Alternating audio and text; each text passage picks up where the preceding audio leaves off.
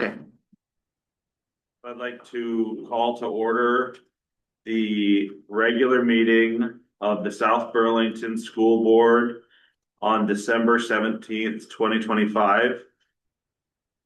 The first item on the agenda is a projected executive session. I would entertain a motion to find that premature disclosure of the stuff we're going to talk about regarding labor negotiations would put the district at a significant disadvantage. I'll make that motion. Second. Dan motions, Michelle seconds. Any discussion? All those in favor? Aye. The motion passes. I would entertain a motion to enter into executive session to talk about employment of a public officer, namely superintendent, to receive confidential attorney-client communication for the purpose of providing legal services to the board and labor negotiations. I'll make the motion. Dan motions, Second. Austin seconds. Any discussion? All those in favor? Aye. Motion passes. So we're now going to go into executive session and we should return about 6 p.m. Good. Good. So I'd like to call back to order the regular meeting of the South Burlington School Board on December 17th, 2025. We just got out of executive session. It was only the board in executive session. The next item on the agenda is Pledge of Allegiance.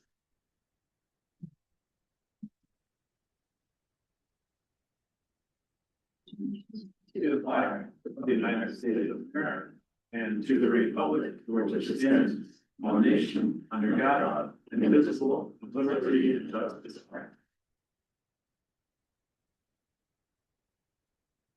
The next item on the agenda is announcements.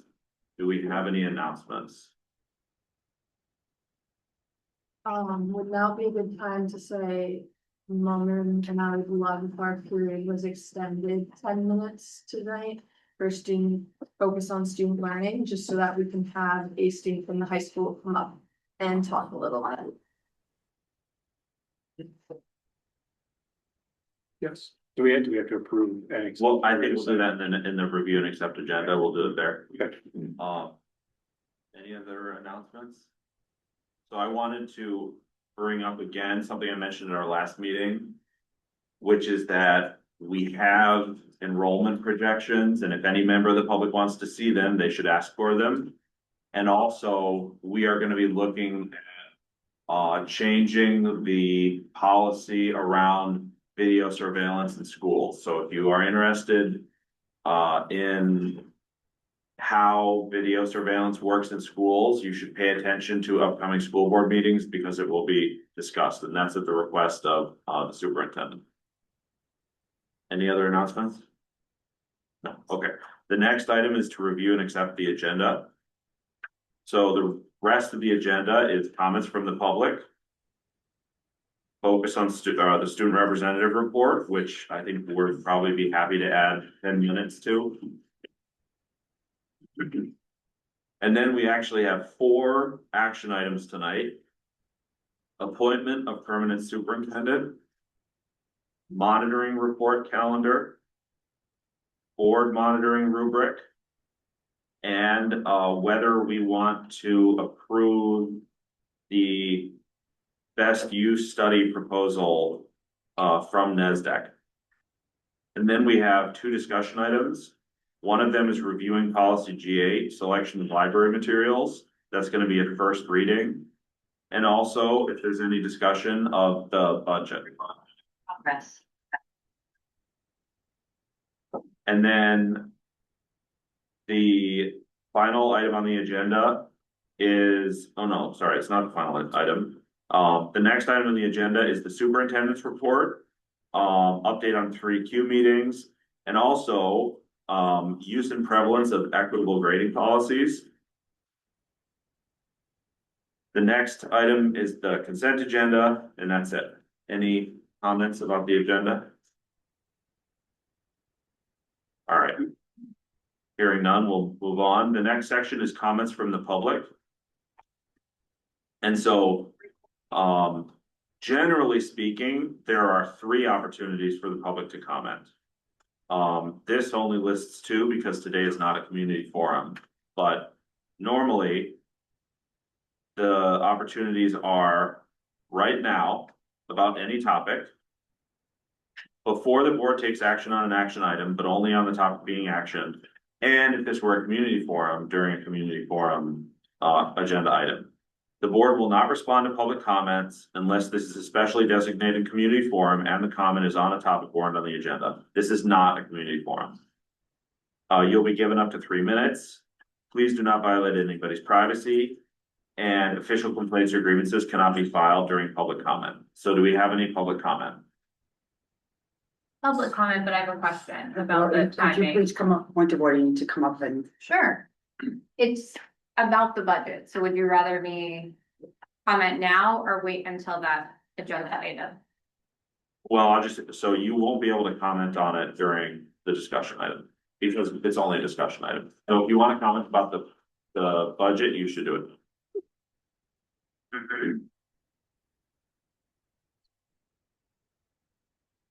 Hi.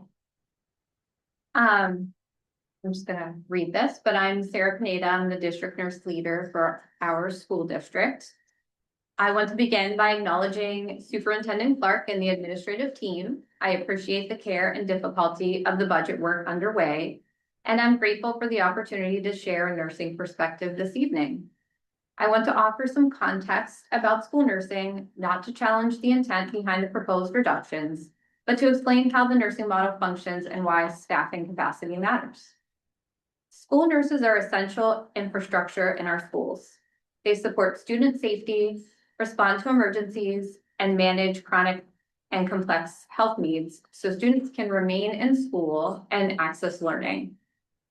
Our nursing model is intentionally built with some float capacity, which allows us to maintain coverage across buildings when nurses are absent, responding to higher acuity situations, or supporting students with ongoing medical needs.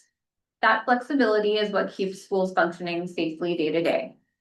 A reduction of approximately 25% of our nursing staff would significantly reduce that float capacity. When that happens, the system becomes much more reactive and less stable, even when everyone is working hard to make it function. Stability has been a stated priority in the budget process. From a nursing perspective, stability means having a staffing model that can absorb absences, respond to urgent situations, and maintain consistent coverage without disruption. The float capacity built into our nursing model is what provides that stability. I want to briefly touch on Medicaid because this is an important moment for school health services in Vermont. The state is in the process of rolling out a modernized Medicaid school-based services program that will expand reimbursement for school-based care, including services provided by nurses. While the ability to bill for nursing services is not fully operational yet, districts are being asked to prepare now. There's real potential for this funding to help offset the cost of school health services, possibly including a portion of a nursing position. However, that funding depends on having licensed nurses in place to deliver services, document care, and participate in required processes.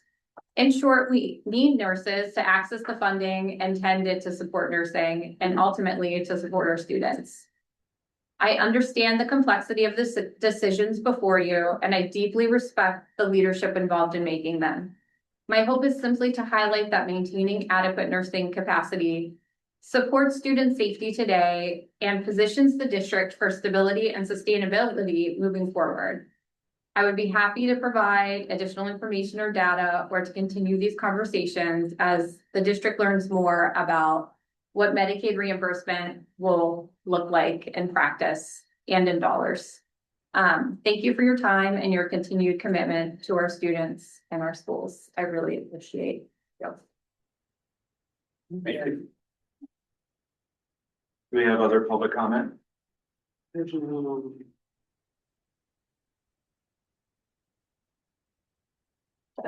All right, we'll move to the next section. which is focused on student learning, student representative report, so. Before we pass it on to Issa, we'd like to give a quick update on the partnership we are building with this, student council.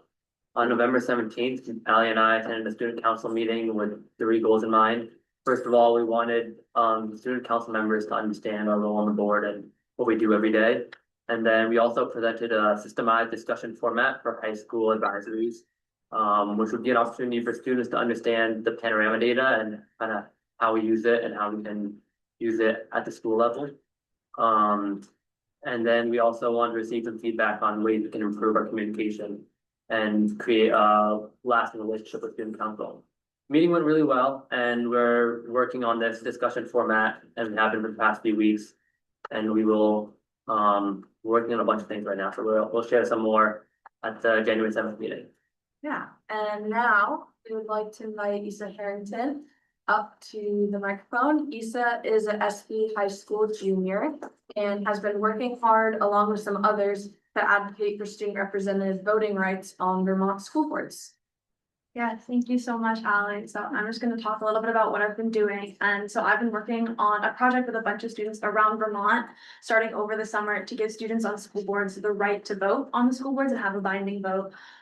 Keeping in mind that I only knew about the students, our student representatives, as early as last year. So it's not a well-known position. And I don't think there's a precedent for this around Vermont. So that's all, it's very new, and I'm keeping that in mind as I'm going through this process. But the way that this started was I was fortunate enough to be able to attend the Governor's Institute for Global Issues of Youth Action over the summer. And I had the opportunity while I was there to speak to representatives at the State House specifically about education policy, which is something that I'm very interested in. And I was given the opportunity to speak with this representative about things that I thought could be improved in school environments. And one of the things that I brought up along with several of my peers who were present at this meeting was that we don't think students are given enough voice when it comes to their day-to-day learning or education policy in general. And so our goal with the bill that we're writing is to give students opportunities to take a bigger hand in their education.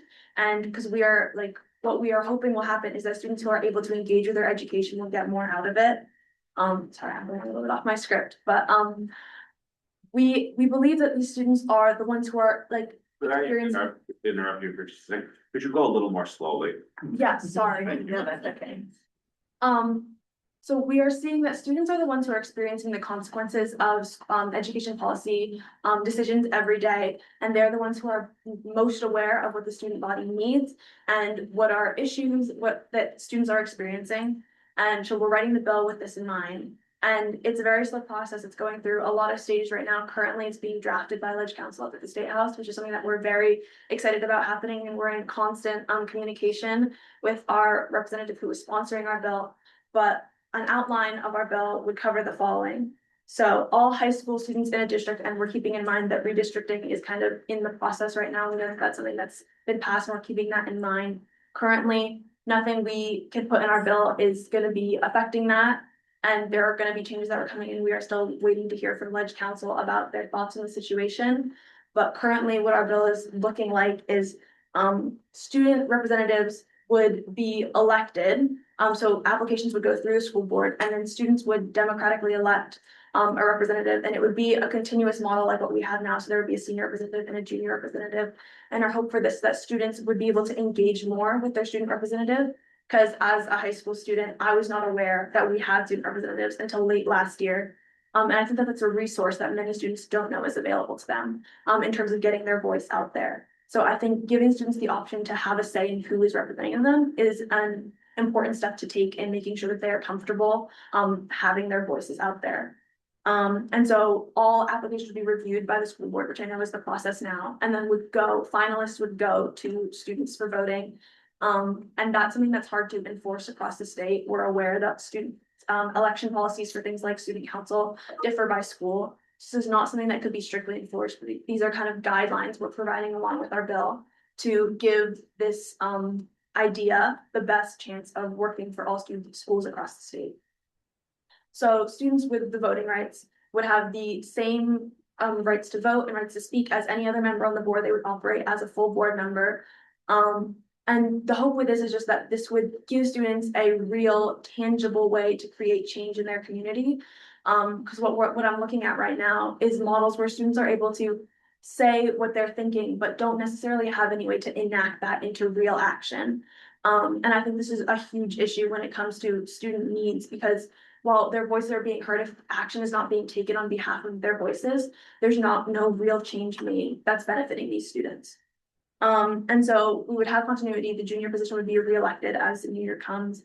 And another thing we are advocating for on this bill is giving middle schoolers, having 1 or 2 middle school students come and take a similar position to what Ally and Moment have now, where they are able to be in contact with board members, they are coming to meetings, they are representing voices of people at their schools, and we are prepping them for a leadership position. So they are ready when they come to high school to be comfortable in sharing their voices with adults who, when there is that kind of gap between, there's that gap in trust, and there's also just that gap in age that's really intimidating to a lot of students, which is why there's not a lot of dialogue between adults on the school board and students in the high school and in the middle school. So yeah, this is, again, there's no precedent for this both in the state and nationwide. There's very little information on school boards, period, available to the public. With research that I've done, I found there's only 1 state in the country who allows students to vote on school boards in all counties, and that's Maryland. There are other states where students have the option to have a vote, like a non-binding vote, which is what Ally and Moment have. They're able to voice their opinions, they're able to speak to school board, but their vote has no real consequence. And there is a movement around the country to give teenagers and people in high school the right to vote in local elections, period. And this is seen in states such as California and Maryland, New Jersey. There's so many movements regarding giving students more opportunity to say the needs of that particular population. And we know that these are the people who are coming into the world. They're going to be stepping up and taking over a lot of these roles. They're going to start voting as they come out of high school. And I think it's really important to be prepping them for these opportunities that they're going to be handed and show them that their voice really matters and they are capable of enacting change. And that is what we hope to do with this bill. So again, it's a very slow process. It is in the hands of Ledge Council currently. We're waiting feedback constantly. We know this is like a very delicate subject to a lot of people. But I have people who worked on this with me who are advocating across the state to their school boards and their administrations about why they think student voice is so important when it comes to education policy decisions. And we are getting a lot of positive feedback from communities around the state regarding this. And we're super excited to see so many members of staff and so many students in support of this, because that is ultimately what we're looking for, is we're looking for students who are saying, yes, I want to use my voice. I don't have a platform to do it yet, but I want the opportunity to share what my student body needs. And I think that's such an important opportunity to be giving young people now the ability to stand up and say, this is wrong. Because what we're looking at is younger generations given the opportunity are standing up and saying something they think is wrong. And we want to give all students this opportunity. We want them to have their student representatives be accessible. We want them to trust them. We want this trust between the adults and the students. And this is a way of fostering that trust by giving students a platform where adults are saying, we trust you with this responsibility and we want you to succeed. So we're giving you a platform to speak on behalf of your class. So I want to open it up to questions or comments you may have for me, concerns. But I'm very excited to be able to share this with you today. That's great. So I think what you're saying is that there would have to be a state law in order to allow the votes of the student representatives to carry weight. Is that right? Not necessarily. There's no law saying currently they can't. What we're looking at is a law that's saying that it's required that all school boards have student representatives who are allowed to vote on behalf of the student body. Because currently there's no law in place saying that that's not allowed, meaning that if there is a school board in Vermont who is allowing their students to vote and have binding votes, it's not against any law we have currently, but it's not mandated. So many school boards do not have students on at all, or do not have students who have the right to vote on the school board. As far as we're aware, there's no school boards in Vermont where students have a binding vote. Is there, in what you've looked at, so there's no law, but are there other laws that would make it problematic? For example, we were just having a conversation the other night.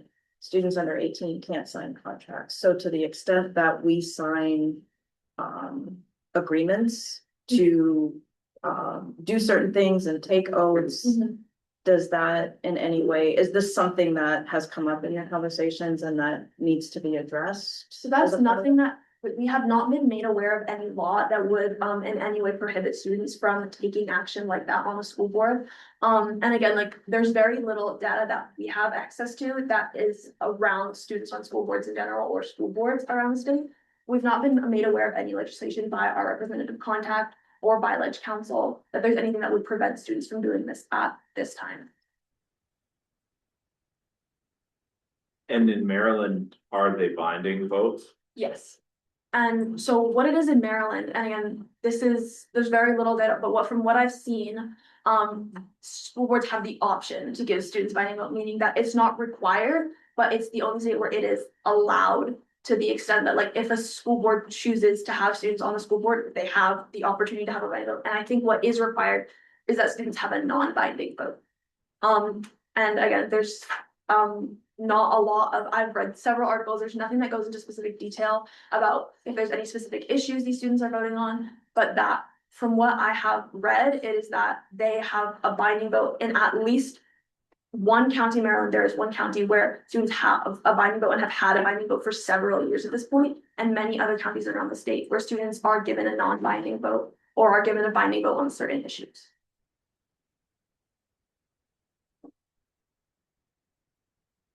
Any other questions from the board, superintendent?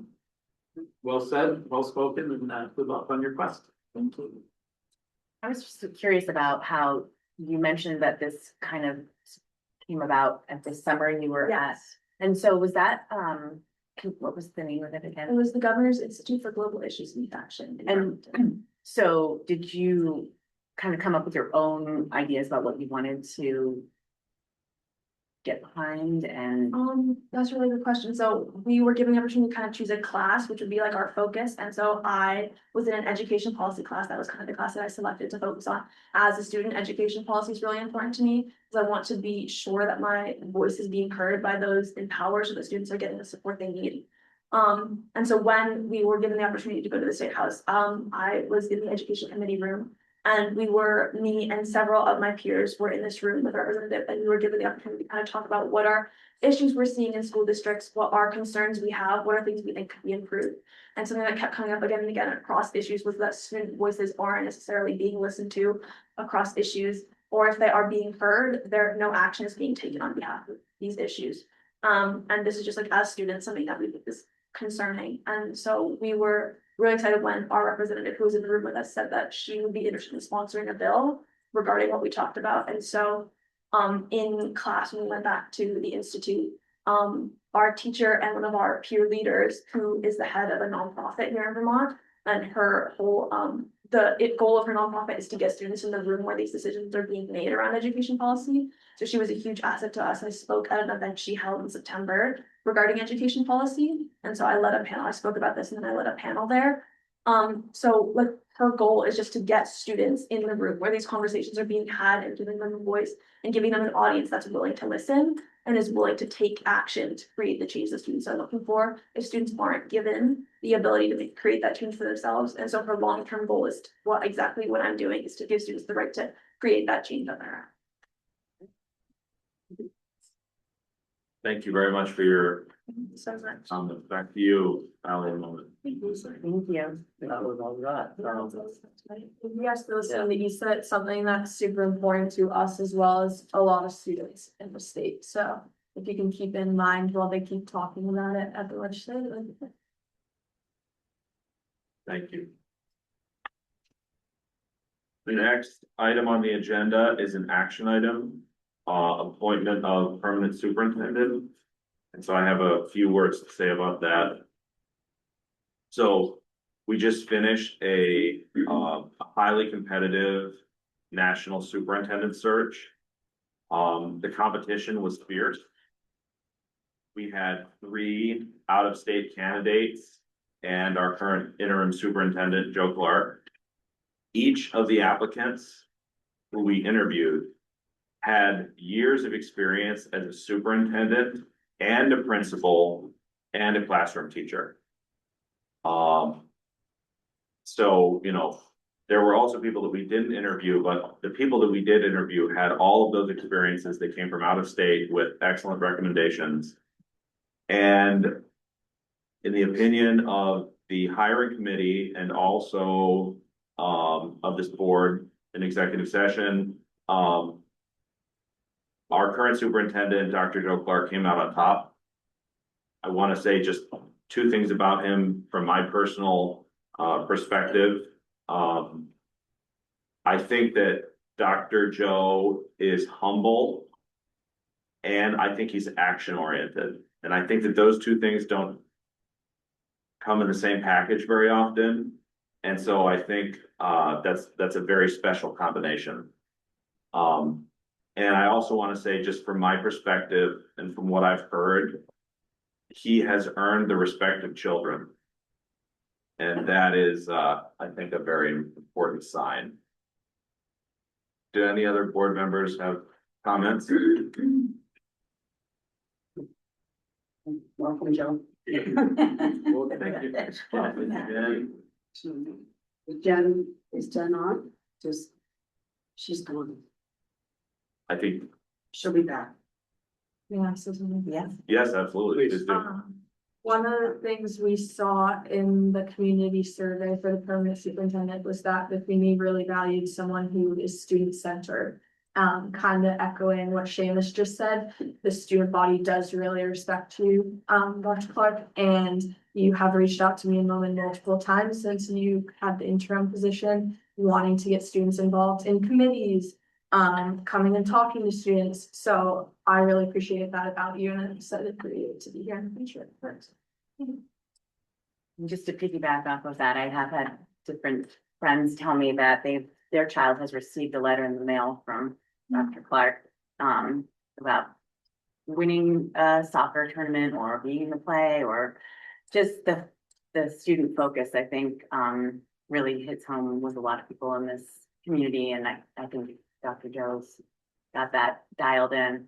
I also just feel like have a lot of trust in Dr. Joe already in the short time that we've worked together, because he puts integrity into his work and he cares a lot about this district, which is easy to see for anybody who has been working with you. So I'm really couldn't be happier to have you stay on with us and for the future. And I do hope that you continue your excellent efforts on meeting the community. I think in the first 3 months you've been here, you have met with over 30 different groups that have told you that they had never received a superintendent before. They had never gotten attention from a superintendent before. So I really hope that you expand your your efforts on that.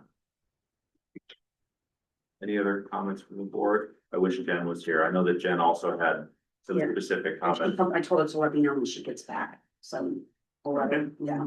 Sure. I agree with all the comments made, and I do want to emphasize also that level of trust.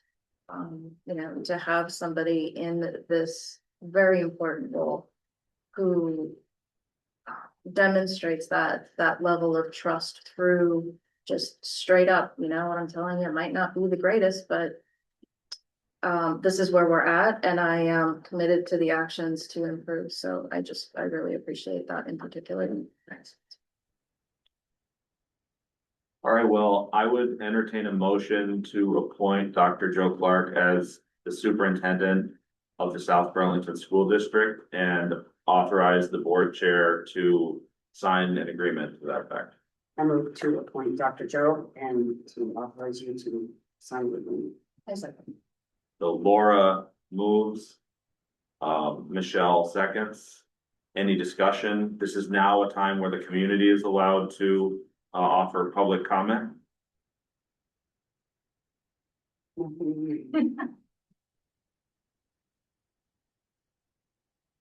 All right. Oh, Jean Marie, yes, of course. We know what we know.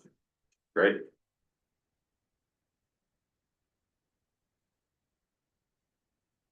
Hi, I'm Jean Marie Clark, Senior Director of Finance and Operations for the school district.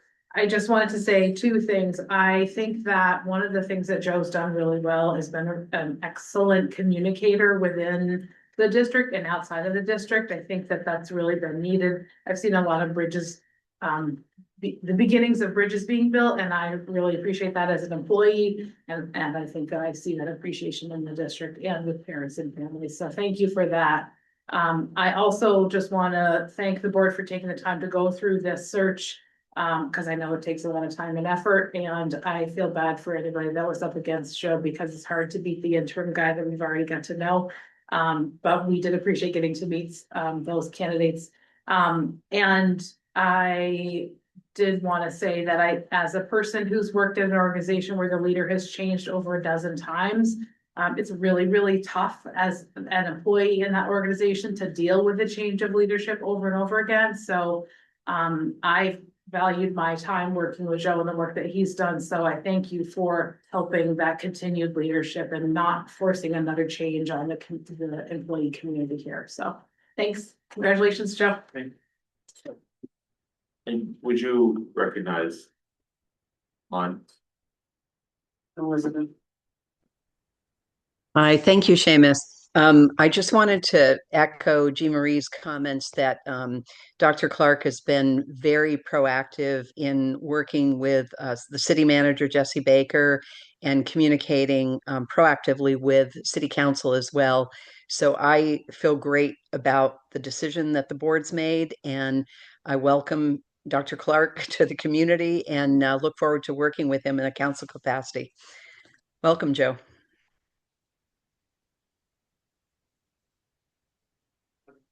I'd just like to say that the relationship with city council has really paid off already. Today I was asked to be the celebrity guest at their baking contest. So I got to try some of this fabulous baked goods. So it was. So you get to be the place. Yeah, I brought them right. With all serious, well, I'm serious about that, but also serious that I'm really grateful to this board for putting your trust in me. I do feel like it's been a really good fit. I feel like the district's needs, they fit my strengths, and I am committed to serving this place for a long time, and I'm so grateful for the team I work with, and I love the people I work with, and I love the kids that we serve. So thank you for giving that opportunity. Thank you. And before we take a vote after comments, did you say in the motion and authorize? Yes. You did, okay. Yeah. I just didn't, sorry, I just wanted to make sure.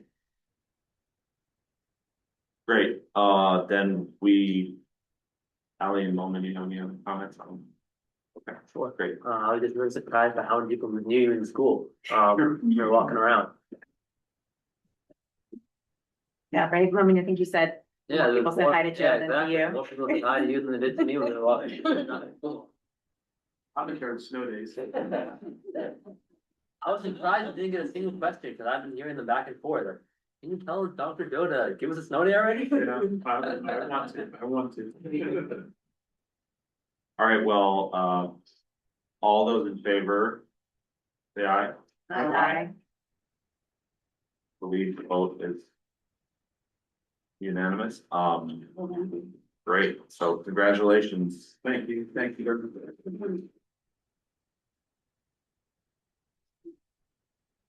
The next action item is monitoring a report calendar. That's something that we have ready. It is ready. Do you want I- to share, or do you want, I can pull it up and If you could share pull it? it up, that'd be great, Yeah. because If I can find it in my Google Docs. somehow I'm not able to connect tonight, but. And I'm not sure why it's not in the exhibit, so I apologize for that, we will get that up, but the calendar is set up. Well, I guess there are two parts to it. One part is to get us through 25, 26 for the policies that we have not yet brought. Oh, to the okay, board. hold up, sorry to interrupt you. Oh, yeah, I'm sorry. So, so the purpose, so the South Burlington School Board is a policy governance school board, which means that we have agreed to a set of rules about how we monitor superintendent's performance and how we monitor the school district's performance. And so in policy governance, there are these things called monitoring reports, and monitoring reports are the superintendent telling us what he or she thinks we expect of them and defining what success looks like, and then reporting out whether they were successful on everything from financial auditing to treatment of staff, treatment of students, treatment of community. So what we're talking about now is when should each of those monitoring reports be presented to the board? And obviously we have to spread those out over the year. We couldn't review them all in one meeting, and also, you know, the superintendent couldn't be prepared at every meeting to do all of them. So the question is, when do we monitor what? So, sorry to interrupt. Oh, no, no problem. Thank you. And so there are really two parts to what you're approving. The first is actually at the bottom of what Michelle's put up, which is the short term. These are the policies that we have not yet done throughout the 25-26 school year, and we may have skipped them. So that is the schedule for policies coming forward. And the first one is January 7th. I'll be presenting the monitoring report for policy 1.2 academic proficiency. And so you can see we'll have a few of those between now and May. And then the top is what will be expected moving forward. So starting, really, it'll be like a June 30th date where this will take effect, where we will start, might even be May, that we will start doing these for the coming year. So you can see that they are spread out. The calendar is really made with feedback from the central office leadership team, because these policies are really, the majority of the work in gathering data and putting reports together is done by the central office leadership team. And so we try to put a calendar together that made the most sense for when would this report be most timely, most accurate, and fit within each employee's schedule. So that's what you see there. And if you approve it, well, I'm giving a report on January 7th anyway, but I hope you report, or you agree to the monitoring report calendar. So one thing on here, oh, actually, you know, do you want to speak to it at all? Just a couple of comments. I just specifically about the ends. One, from what I can tell, we have not monitored, we district has not monitored the ends policy since 2021. And it is a big chunk. It's like the most important probably set of monitoring reports, because this tells us how we're doing on our goals as a district. For anyone maybe familiar with Portrait of a Graduate, or just generally the aspirations that we have for our kids in their educational experience, they're embodied in those goals, or those policies. And then they're distilled into, you know, what are the goals of those policies through definitions and monitoring. In any case, the academic proficiency was selected specifically to kind of bump that one up. Well, first of all, it's in November because that's when the data come out from the state for summative assessments. Prior to that, so they're available to do monitoring in November. Because we missed that, and because we are voting on a budget in the middle of January, so the meeting after that, we wanted to make sure that this report was kind of front and center in anticipation of it potentially helping guide any kind of guidance or priority setting, not particularly for the board, but for the staff. And then to the extent that we need to weigh in on any of those specific things at the invitation of the superintendent, we'll have a little bit more information that at our fingertips and fresh at that point. And the rest, as Joe mentioned, is really about getting us back on track because we've missed a bunch. So those are the ones tagged down on the bottom, and then kind of setting the expectation for moving forward when we would expect to see these reports. And you reminded me of one more thing, Michelle, is that it used to be that the ends policy 1.0 was done all as one policy. And we Right. did divide it into the 4 specific ends because they're pretty big and meaty. So we spread them out a little bit. And I know that there has been incidental discussion in different board meetings about the potential need to update our ends. Personally, I will say, for example, that I think that the ends does not talk enough about trades and careers. It puts too much focus on college. That's just me personally. And then the other thing I'll say about this that I like is academic proficiency is coming up. We're doing that first. And I know that that's a big community concern because for a community that's put as much money into schools as the South Burlington community has, we as a community want results and we want to focus on proficiency. At least that's what I've been hearing from my constituents. So I really appreciate that. And if the board does change ends, then we'll change the calendar accordingly. I had another question about this. One of the questions that we got in November and in November, when we had our community forum about the budget was, do you get a report every quarter talking about spend against budget? And so I see that you have a quarterly financial. Yeah. And that's not new to this calendar. It had always been that. I haven't been here long enough to tell you if they've been done or not, but they will be. So Jean Marie's up next with I think a February report. And I did hear the comment about spend against budget and, you know, year-to-date expenditures and things. And I think, I mean, as we go through these, the first time I'm sitting with each Colt member to go through the report and what we need to put in there. And so it'll be really a year of learning for all of us. And so she's next on my list to have a sit down with you. Yeah. And do you anticipate putting the spend against budget in that? I think it's a good thing to have, but I mean, we're just talking out of school right now. Yeah, I mean, I can tell you that in my experience in my other place in Ohio, there was monthly, there was a treasurer in Ohio, not here, but a treasurer would give an annual monthly report, and it would always include year to date and monthly date. So you could see where we are with budgeting and you know, what we were expecting to spend and that, so. I think the software probably allows for that report to be run pretty simply. Is there any other board comment on this schedule? Do we feel it's appropriate to approve a schedule the first time we're seeing it?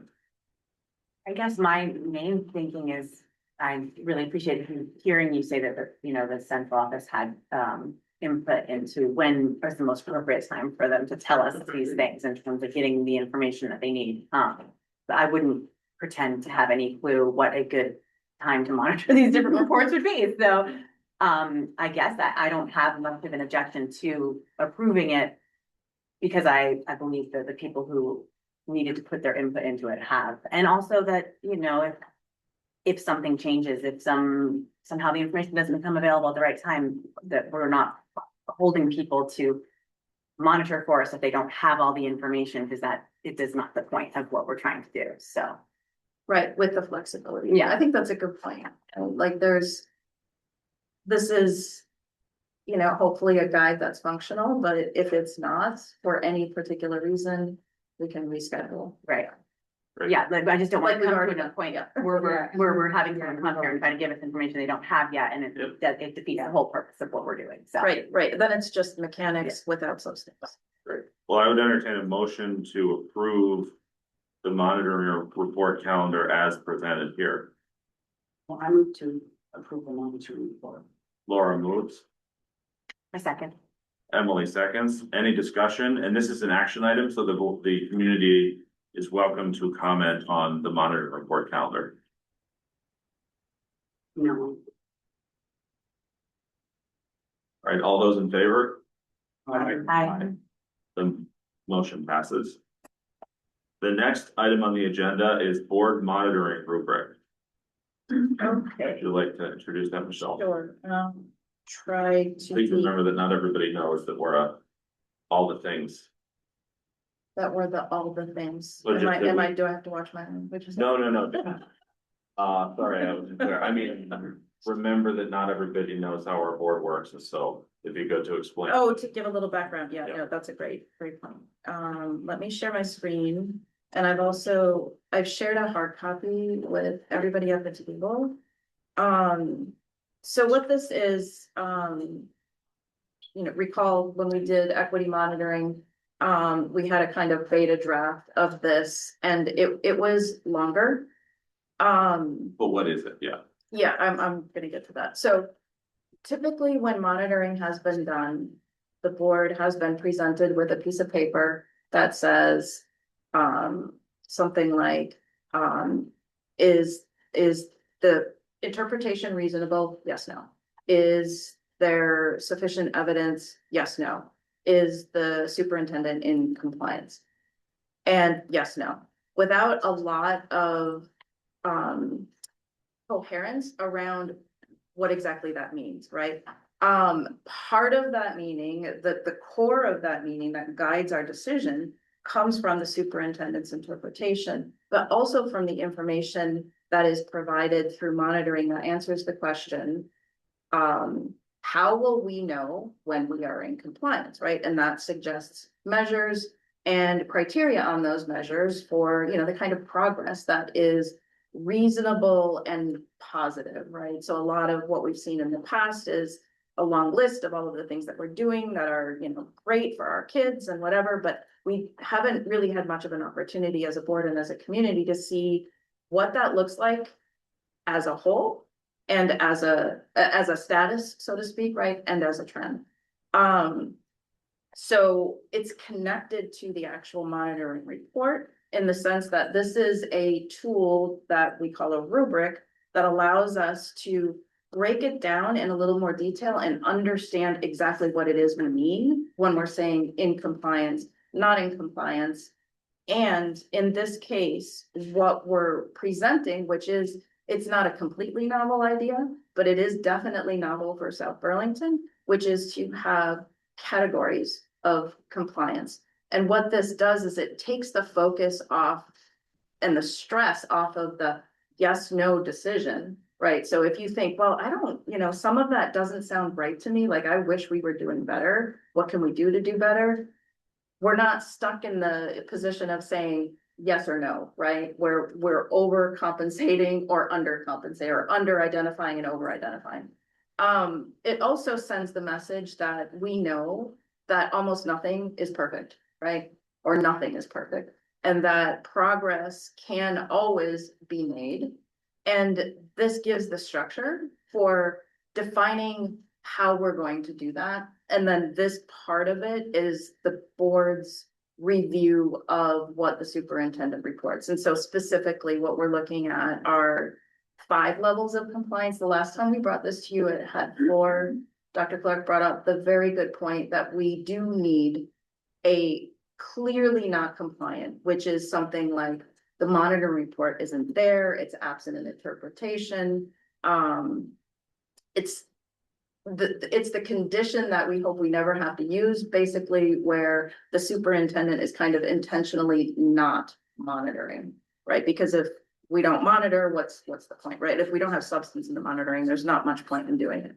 But then the rest just lays it out in kind of a graduated step process. It allows us to say, some of the elements are there. We're meeting some of these goals, but not all of these goals. And so just looking at the first one, the monitoring report is present, but interpretation is incomplete and or lacks a clear rationale, connecting measures and compliance to policy goals. Then the next one, partially complete. Then the next one is reasonably well aligned with policy goals and has a sufficient number, right? So then the bottom part of this, the key part of the bottom, the second paragraph, so to speak, in these rubrics really is, does the board in this report, is the board receiving enough information to understand the level of adherence to policy, right? The level of compliance.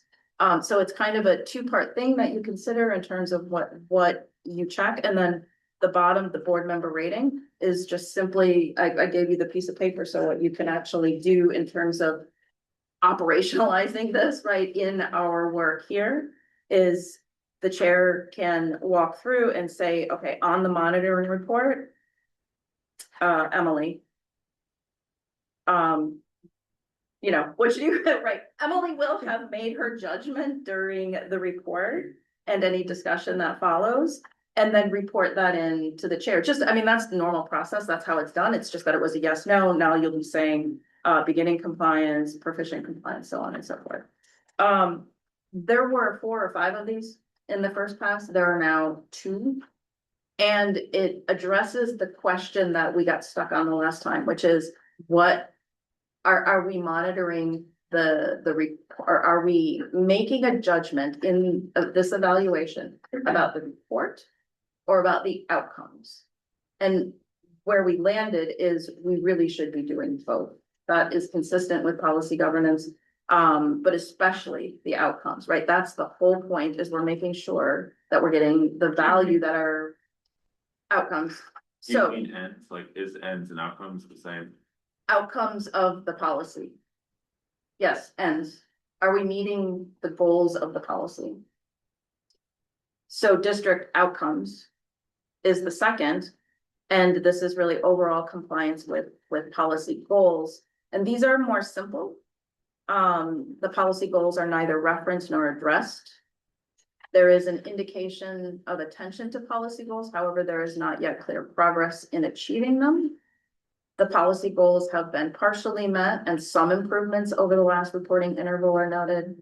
Nearly all policy goals have been consistently met. And then the advanced exceptional category, all policy goals have been consistently met and exceeded in some or all cases, right? This gives us the definitions of, not the definitions are in the monitoring report of what it means to be compliant. Joe or his designated team member give the report, and we say, basically, we're still saying yes or no, but we're saying it in more shades of gray, right? And the I lost my thought on.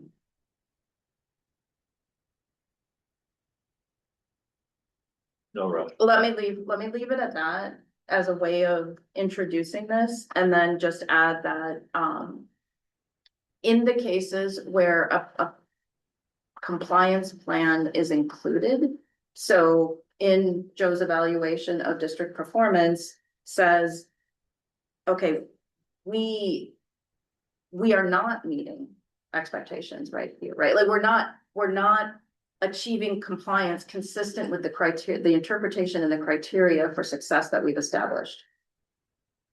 And therefore includes the compliance plan, which is how are we going to get there? The last one that is to our thinking, but would love to hear from you, is more of a yes, no question. Like that one is comfortably for me, a yes, no question. So I think what you're saying is the problem with what we had before was that it was kind of pass fail. And so it didn't give a lot of information. And so like, if you wanted to recognize the effort because you thought it was mostly good, but there's some big problems, you might pass it. And then it's passed and you just move on. But Exactly. here it's a B, C, D, E, Exactly. 1.2.3. So like the superintendent actually knows how the board feels, where the board fails between the pass and fail.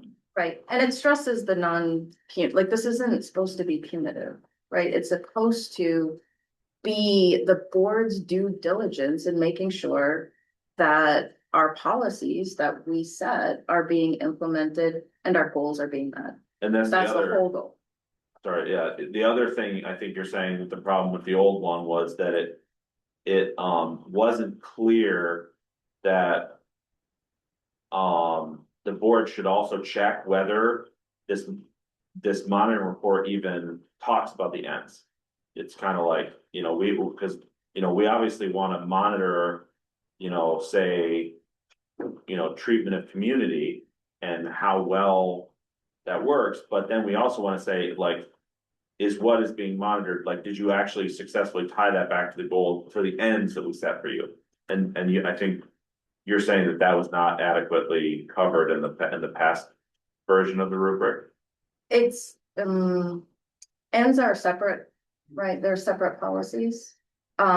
So I'm not sure that every single executive limitation report needs to tie back to the ends, because those will have separate definitions of what it means to be compliant. So every single policy, there's gonna be, actually, Dr. Clark was extremely impressive.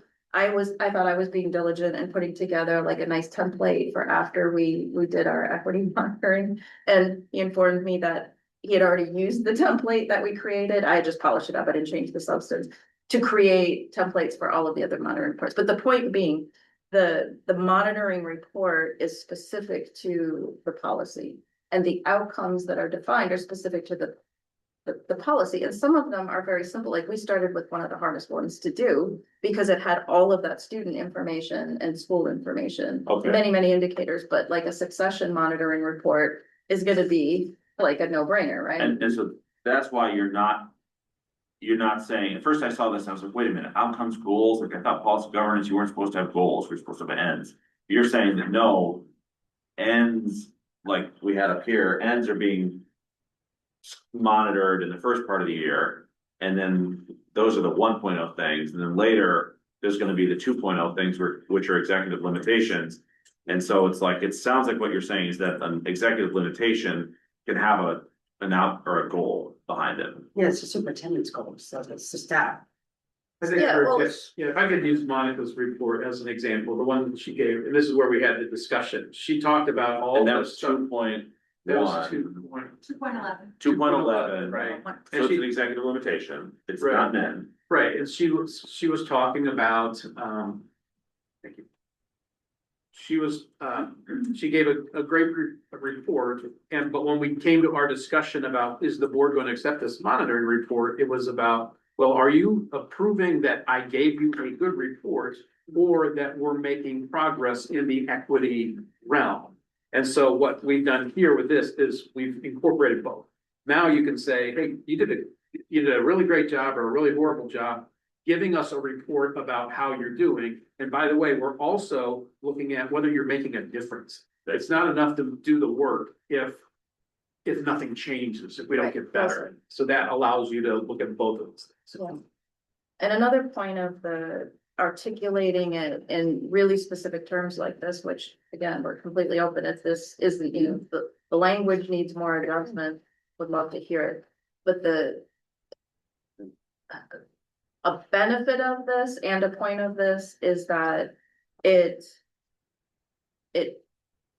gives us a common definition, which will allow more consistent and useful rating. To the earlier point, I know Laura's been doing these for years now. When you sit down and you're asked yes, no, and there's an expectation that you say yes because no, bad, and you don't really even know, and now I'm speaking for myself because I did have an experience like this, what does compliance mean? Like, it's not defined for you anywhere. It's just a word on a piece of paper. Of course, we like our superintendent, they must be compliant.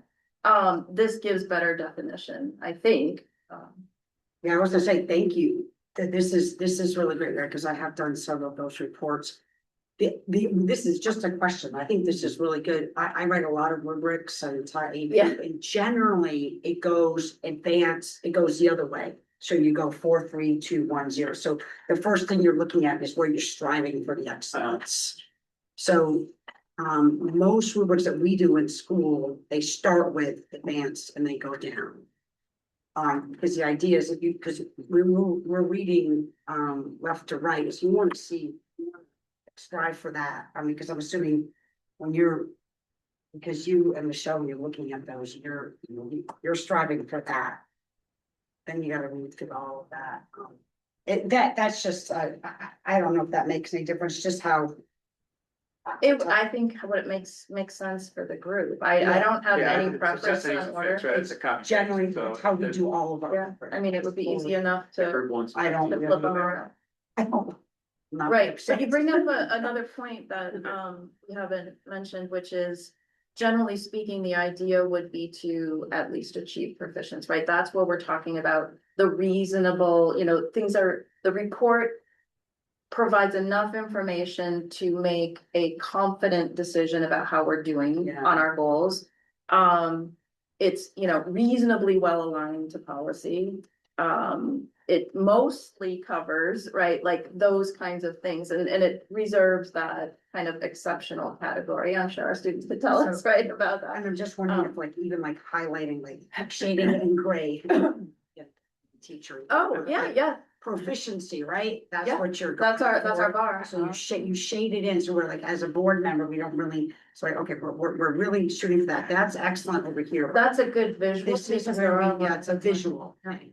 So almost like that's the one you're gonna compare it to first. Yeah, It's like yeah, go to sorry that to be- one first and sorry to say, be a language does this, teacher. does this sound like what I'm thinking? I love that it's broken out like that. Yeah, you just can't do it. I definitely felt very like confused about monitoring Yeah, reports and the yeah. way we used to do it, and because there would be so much work put into it. But I couldn't tell what the outcome was, and I didn't like not being able to acknowledge the work and then also say, how are we gonna make it better? Cause Right. that's the whole point. That's the whole So point. if you just acknowledge the work, then maybe you don't figure out how to make it even better, Right. but if you don't, it just was way too black and white, So- and I think this is really helpful. I think what we'd like to do is, I'll give the 1.2 monitoring report January 7th and use this, and then see if it works. And then if it doesn't, we'll make adjustments, and if it does, then we kind of adopt that as what we use going forward. Will we fill these out right before we come to the meeting, right? Is that the idea? No, I think you'll fill them out after As after we the do it? report's been given. Yeah, I mean, the reports will be made available like a week before at least, right? Well, in this case, it might be. Maybe a not, little- yeah, reception. You should fill it out after the superintendent has presented it and been given an opportunity to defend it according to whatever comments are made. So it's definitely something. But you could have, you could have something in mind, you review it and get your questions ready and those kinds of things. Great, Yeah. okay. So then at the end, is it sort of the board members decides if it's a if it's a yes or no, based on the rubric and how it shakes out for them? No, So no, Okay, thank you. no, so that is, so this walks a line between complexity and simplicity, I hope. Because some complexity had to be introduced, right, in order to give it this level of detail. Yeah. But the last round was admittedly too complex, I think.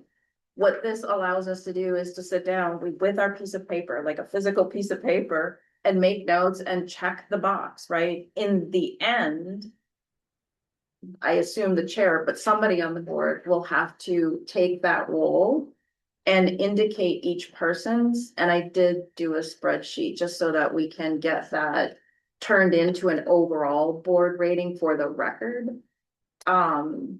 In a way that I think is reasonable, that I can explain, or if you're ready to just be done, So- I won't.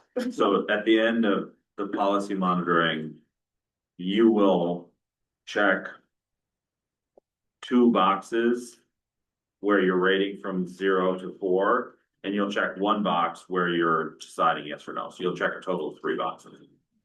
And then what do we do with it after we have all made our decisions? That's procedure. We haven't figured out, I think, how exactly it'll be collected, but it'll be collected and then.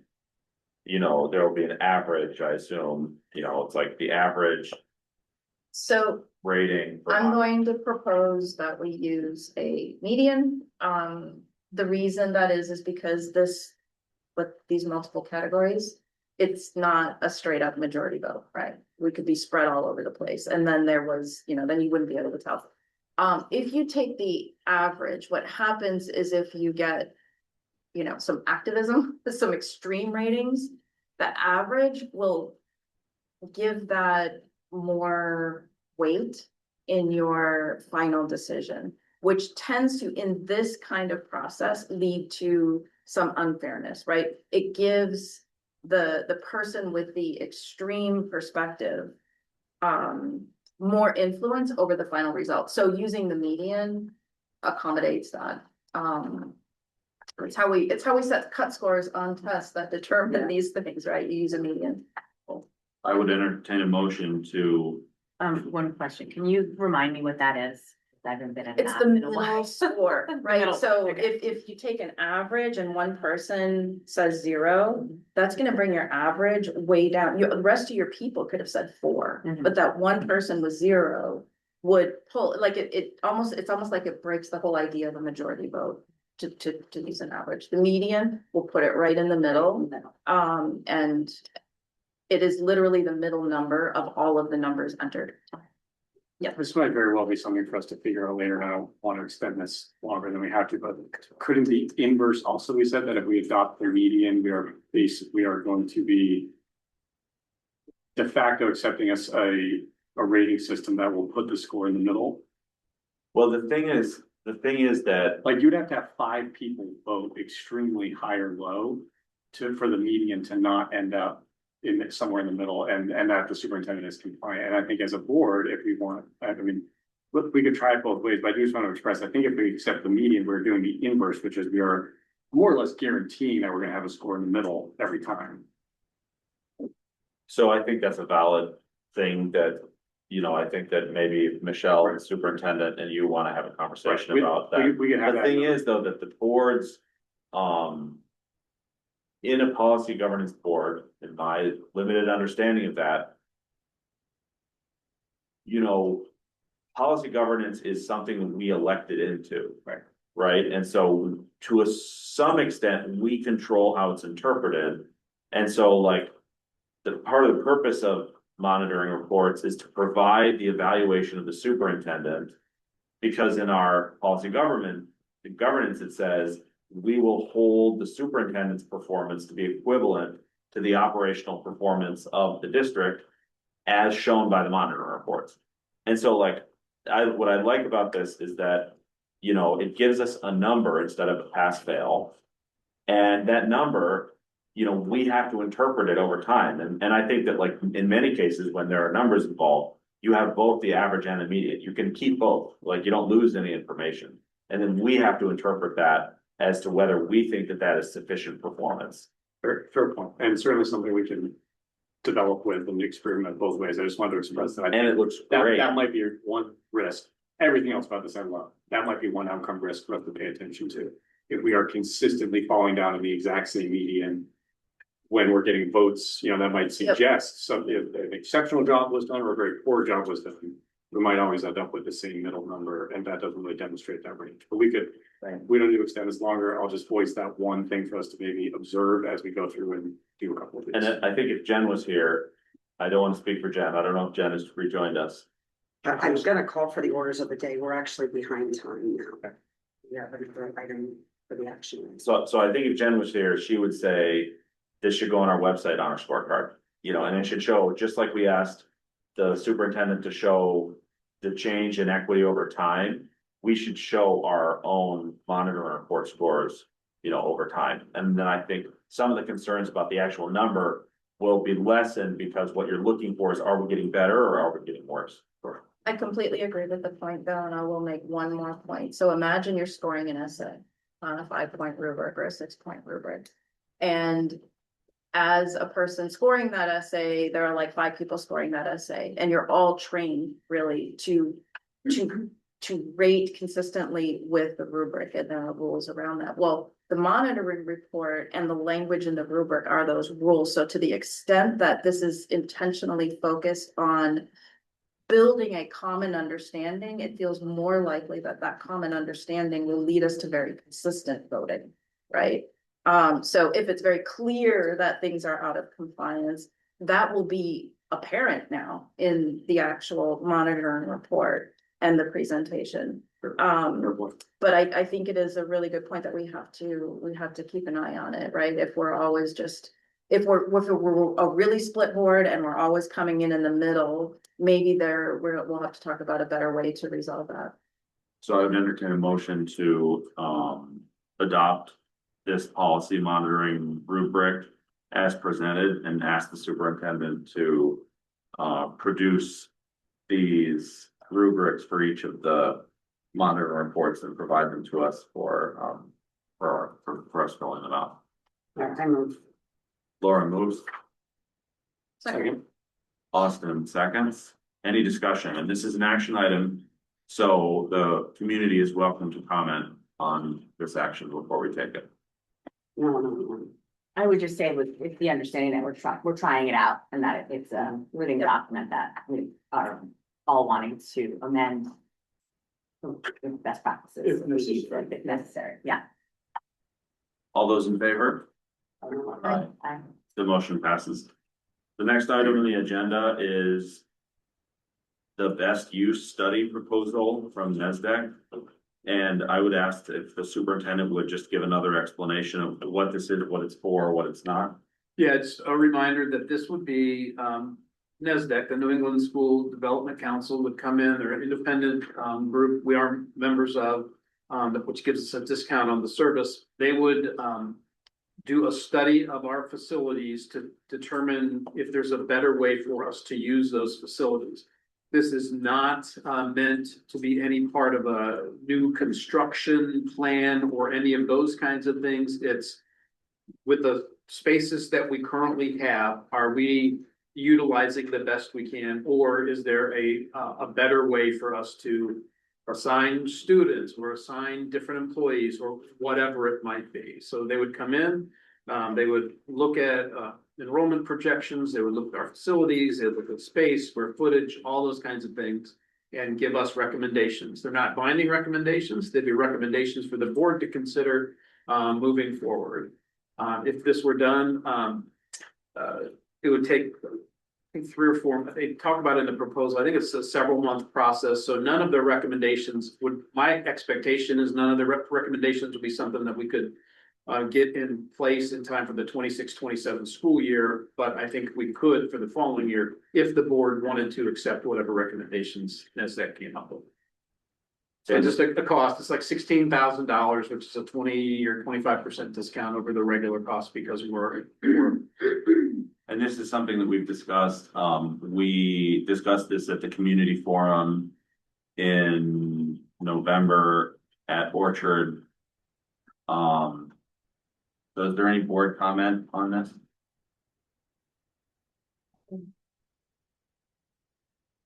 Great. Well, I would entertain a motion to ask the superintendent to carry out to authorize the superintendent to go forward with the best use study proposal for NESDEC. Well, I will move to Laura moves, to do. Dan seconds. And so now any discussion, and this is an action item, so the community can comment on the best use study proposal that we are authorizing the superintendent to conduct. Is there any? Nothing online. Nothing online. Any comments in the room? Trying not to, but it's just, You just. Is it a- state can I your ask a name. question? You just state your name. sure, Sarah Pineda. Can I ask a question or does that have to be a comment? So since this is not a community forum, we don't discuss, we won't respond to you, Okay. but we I'm might just take your wondering comment. if we're gonna invest 16,000, if they could like, I don't know. Give any type of input before we invest money making changes to. The use of our space, I guess. So Like, I guess I'm like, To board, I would suggest like sending a question like that to the board. To Okay. answers. that's fine. we're stopping by on this. Talk about it. Okay. Yeah. Thanks. Yeah, I'm just envisioning like, oh, well, we do all this, it costs money, and then they came and come and say, well, that wasn't a good idea, or whatever. I don't know. Yeah, I'll Okay. tell you what it is. Thanks. Yeah. That give rise to any other thoughts from the board members? Okay, all those in favor? Aye. Aye. The motion passes. The next item on the agenda, we've now moved from action items to discussion items. And the first discussion item is to review policy G8, selection of library materials. This is the first reading. My understanding is that this is now a state mandated policy. Is that right? Yes, So we're required to have that. So I will. So, Michelle, I think you're still sharing your screen. Oh, sorry. Which, no, I just didn't, I just wanted to. Would you actually, while you still have it up, would you go to the school board website and go to the agenda and open up the document, and then I'm gonna read the document. Or actually, do you mind reading I'll it? read it, sure. I'm sure you're pulling it up. I've now. got it I here. know it's right there. Is everybody ready?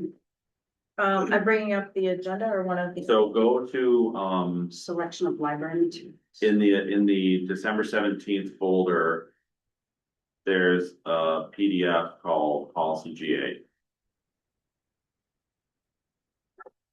And we'll wait to start reading it until you have that on screen.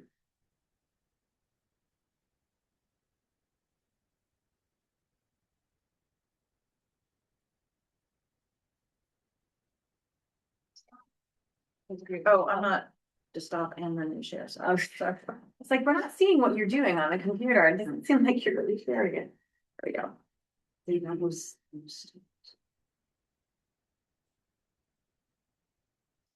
Yeah, okay, great. All right, ready? Okay, so selection of library materials. Policy.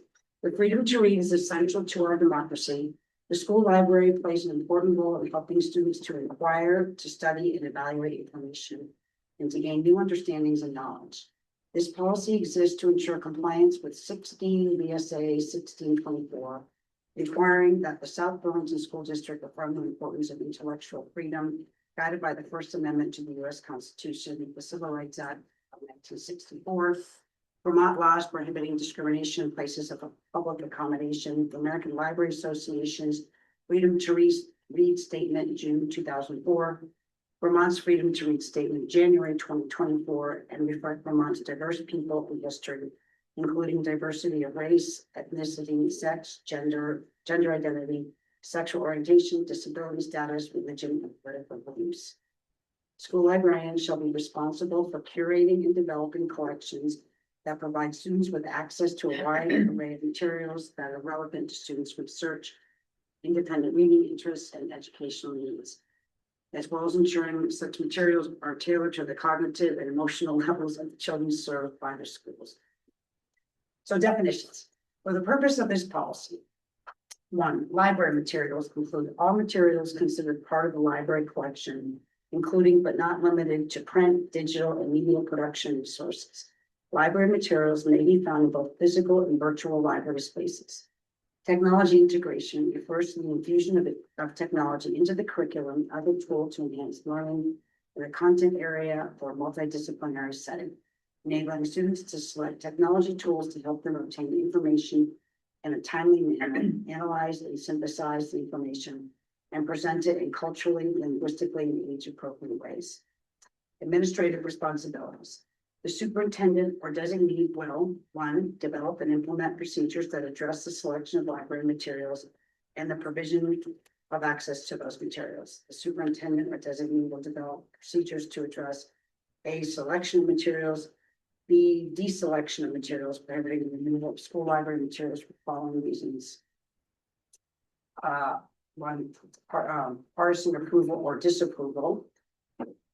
2, the author's race, nationality, gender identity, sexual orientation, political views, or religious views. 3, school board members or members of the public's discomfort, personal morality, political views, or religious views. 4, the author's point of view concerning the problems and issues of our time, whether international, national, or local. And 5, the race, nationality, gender identity, sexual orientation, political views, or religious views of the protagonist or other characters. Or 6, content related to sexual health that addresses physical, mental, emotional, or social dimensions of human sexuality, including puberty, sex, and relationships. And C, donations of materials and D, reconsideration of materials. The superintendent or designee will ensure that the district provides services of a certified school librarian as required in state standards. Is that it? That's it. Is there any comment from the board? Is there any comment from the superintendent? No, our library committee worked hard on this. I'm proud to work with it. Great.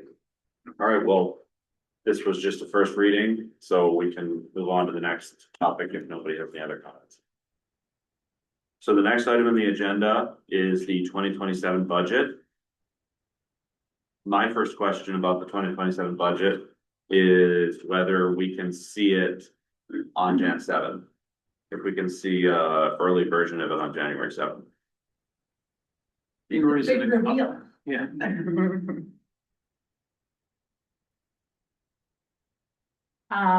Let me just give you where we're at in the process, maybe that'll help you.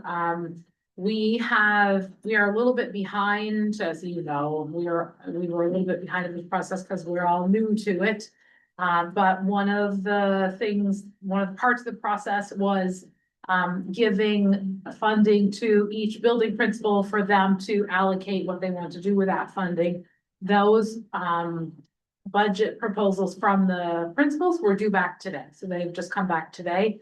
Joe and I and my friends in the business office will be meeting on Friday to review them. We're meeting with the building principals tomorrow for a regular scheduled meeting, and I am certain that there will be questions and discussion during that meeting about, well, I did this and what do you think and can we change? And so that'll happen tomorrow. We have another meeting on Friday.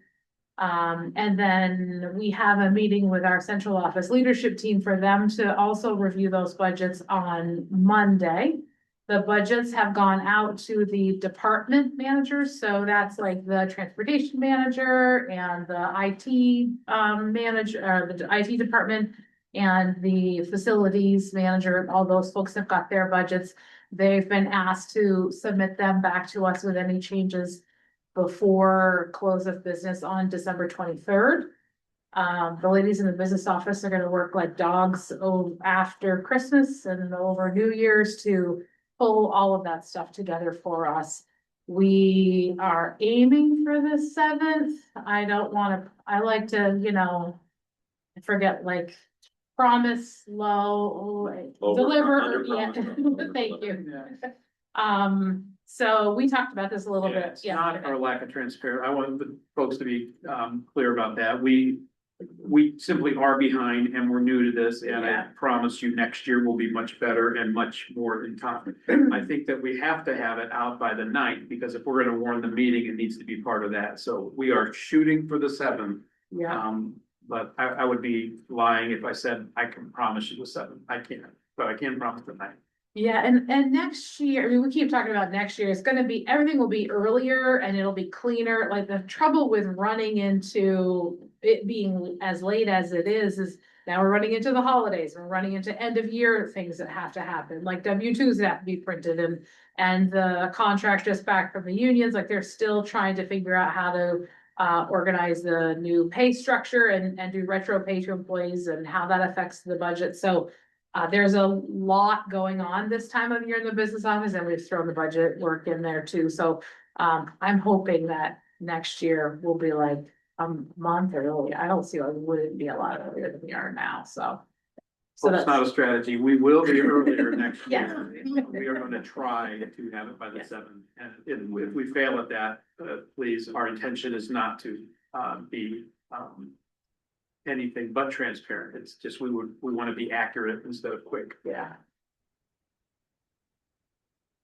Is there any other board comment on budget process or where we're at? I do think my understanding of the constituent comment on that was that even if it was a rough draft and was so watermarked, in red, rough draft. Having an opportunity to see it at the Jan 7 meeting would be meaningful, and provide, just more opportunity for the public to be able to provide input to you guys. Oh my God, for example, the gentleman who provided a lot of excellent commentary on the budget in November, if he had an early copy of it, then maybe he'd have an extra week to send in a comment to you guys. I wouldn't want to be late on the 9th because we're producing a rough draft for the 7th. Well, and rough draft is, I mean, I get the sentiment and I think there are places where that's appropriate. In this case, I would worry, well, that draft said Because if we're having a discussion on the 7th. About well, I guess it would be the opportunity for public comment, is that what we're trying to address? By posting the marked up, not complete draft? So my understanding is that on January 14th, we're voting to approve. Right, board approval budget, January 14th. I'd love to address that. I did take the liberty to change some language on our website that shows the 14th as being a day that the board. For this very reason, what we don't want to do is wait until the very last minute, bring the budget to the board and have you vote on it that day. So I changed the announcement. I didn't change anything with board agendas or whatnot, but let me find the budget page to tell you exactly what the language is. So I put on there.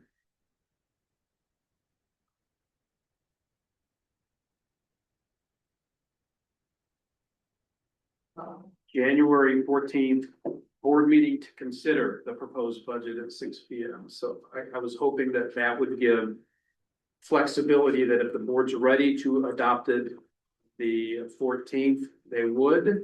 But if they wanted to, if they needed more discussion or got feedback that caused us to need to make some changes, that would still give us a week before the 21st to adopt it. So just a language change I made on the website to allow for us to get meaningful feedback and not to hold back giving this out and then asking the board to vote on it. I think you need to have time for questions and comments and so.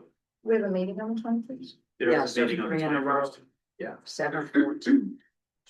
So I think the legal requirement is that we have to warn the approved budget at least 10 days or at least 30 days before. It looks like it's 10 days, like Before the board votes or the town votes? before the town votes. Oh, yeah. Oh, yeah. Yeah, fourth town meeting. It's not. We're still waiting. Yeah. If you went on the 21st, we're good. Yes, because we'll work with the city to submit our information with their information for the budget book.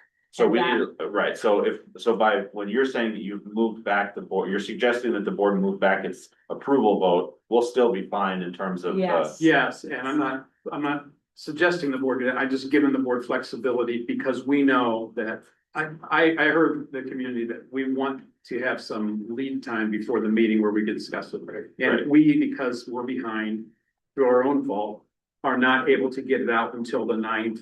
And so therefore the board is not comfortable making a decision on the 14th. That we have some room to push it for another week.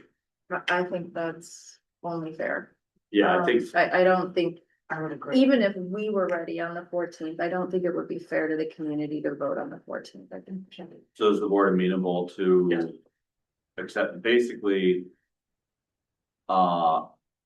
Accepting the superintendent's recommendation about when we vote on the budget, if not on the 14th, but later. Discuss it on the 14th, vote on the 21st. Is that what you recommend? I'm recommending that if you feel ready and the community's ready on the 14th, go ahead, but if not, the 21st would be it, but great. Well, I think we can just decide that now. We should vote on it on the 21st. Yes, Because that gives us the time. we should talk about it on the 14th, definitely. Yeah. And if it's available on the 7th, that's great. Because that's when we're gonna see it first, right? Yeah, and I 14th, just- So I would feel much more comfortable waiting a week. Well, and I can add that date to the website also saying on the 21st is when the vote will be communicated. And we should also update all the, Everything is printed, yeah.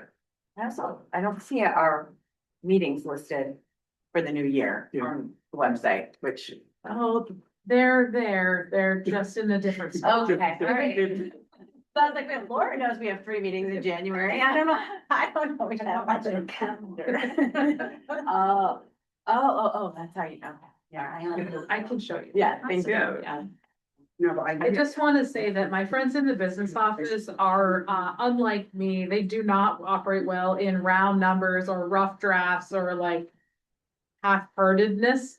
So you're not going to see a like marked up, maybe it'll be like, they would never produce something like that.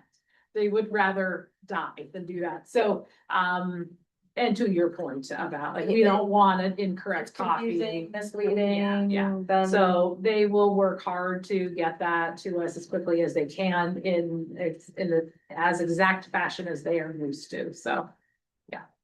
And frankly, we're grateful for, we'll do whatever the board asks. We're grateful for the extension. Great. Any other talk, anything else to talk about with the budget? Thank you, great. The next item on the agenda is the superintendent's report. Okay, so, And maybe before you go into the use and prevalence, if I could say a word, just about why I. sure, absolutely. Well, let me start with the update on 3Q meetings, and we've talked about this often, and not much has changed since the last time. It is over 30 or more than 30 groups that I've met with at this point. I think nearly 300 people. I have 3 remaining 3Q meetings to hold, and those are all scheduled for after January. Also, or in January. Also in January, I will be sending out a blanket 3Q survey for anybody who was not able to attend any of those meetings or wasn't invited because they weren't in those groups or whatever. So that will be out. So the community, the staff, students, everybody will be able to give feedback into the 3Q, and we'll gather that up. All of the feedback, that'll all be public, that'll be published and all that, and we hope to use this part as at least a huge qualitative part of our strategic planning, which we hope to do starting soon after the board, if the board's going to adopt new ends, they adopt the new ends, we start strategic planning. To me, the plan is the means to the end, and that's where we are. And on the meetings, to what extent were you able to reach non-school community, and do you view that there are opportunities to reach even more non-school community members? I believe that, I think we did a good job, reaching non-school community members. I've met with the SB3. South, was that the South Burlington Business? I can't remember the acronym. The Business Association. Yes, the SBVA. I met with the South for SBC3, the South Burlington City Center Collaborative. I met with the Scouts. I met with the minister group, the faith-based leaders group. I still have a meeting with the Rotary in January. And again, and the survey that I send will also go to, it'll be sent to everybody that we have in our parent broadcast group, but also on our website. It'll be out there so people can respond to it. And just out of, did you happen to have a chance to go to the senior center? I did not have an opportunity to go to the seniors. We went back and forth with them, and they were never able to schedule anything. That would still be of interest to me. I'll try to get that scheduled. Any other questions on the 3Q?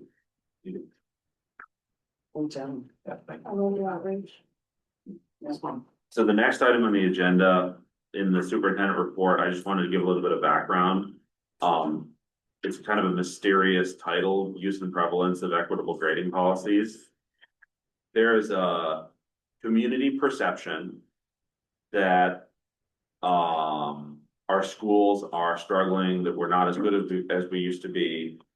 And the board needs more information about that. You know, I think that's part of our job as a board to make sure that we're giving the best education we can. And so one topic of many possible topics around making schools more rigorous and focusing more on academic proficiency is a concept called equitable grading, which is a relatively recent term. And I'm not an expert, but I know that it is a topic of concern. There's national surveys about it that say one thing or the other, and I'll let the superintendent talk about that. But I brought this up as part of concern around, just to kick off the discussion of academic proficiency.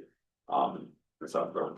Okay, and I'm going to introduce Nicole Carter and Monica DeRochers to present on equitable grading. And their presentation is going to talk about, you sent an article, Seamus, that talked about several different components of equitable grading. They're going to talk about what they are and what that looks like in practice here in South Burlington. Thank you. Hello, everybody. Nice to be up here. So we made a slideshow. We love visual. I love visual.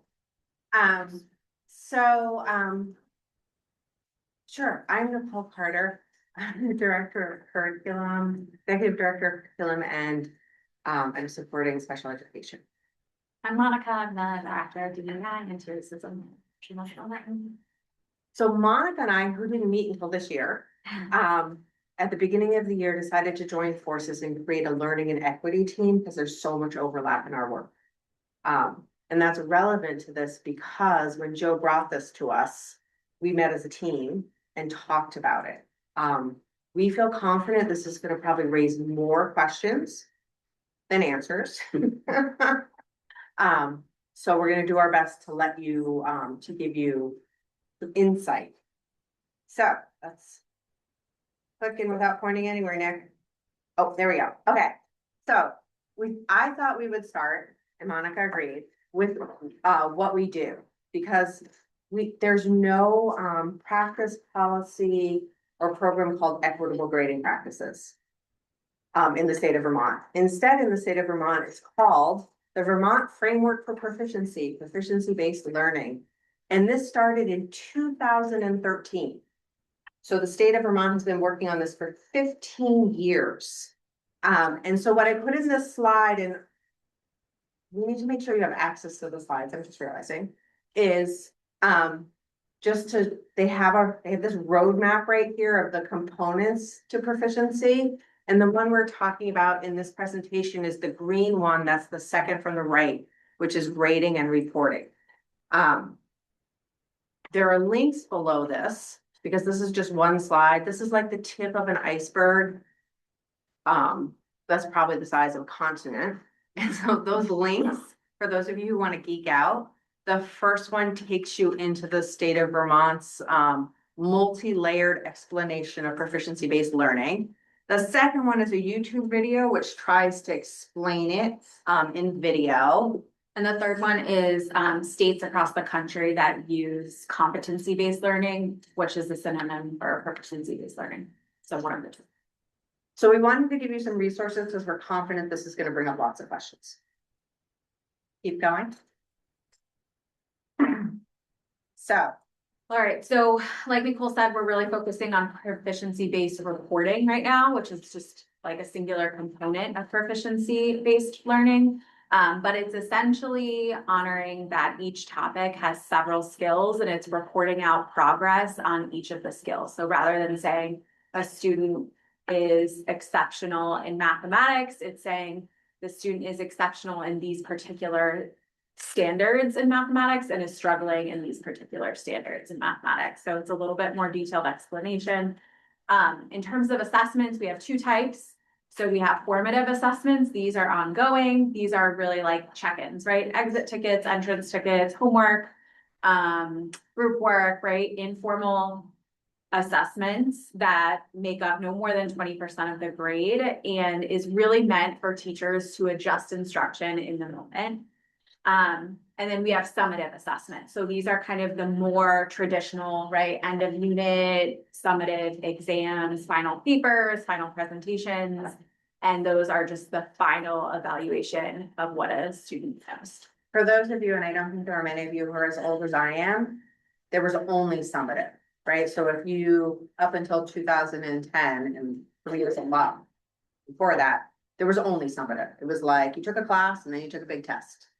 And so, and the issue is that during the unit, the teacher really doesn't have a check or like a dipstick of how students are doing in the moment. And so they can't really steer unless they have that. So that's why we introduced formative assessments that are around 20% committed, or around 80% committed to that. Any questions? Actually, yes, I do have a question. Was there some event that happened in the last 10 years that led to this being adopted more? You know, So I had a feeling somebody was gonna ask this, so I took a deep dive today on the history of proficiency-based learning. And it really, it goes so far back and could be traced back through what's termed progressive education, right? Which is the idea that we're trying to bring students to the center of the learning and focus on what they actually learn versus sorting them based on their performance. That's the long, hard story of it. And then in Vermont, the reason Vermont adopted it is because in 2013 is when they adopted the education quality standards. And that's when they put it into their quality standards. So it has been gaining steam since, I believe I read today, the early 1950s. And it's just been growing and growing and really took off in the 70s. Not surprisingly, it sort of, that's when people started really saying, this is what we should be doing. You said 2013, it was just a clarification. Yeah, 2013 is when Vermont said, this is what we should do. it wasn't, and this is where, again, I represent the uninformed public, so.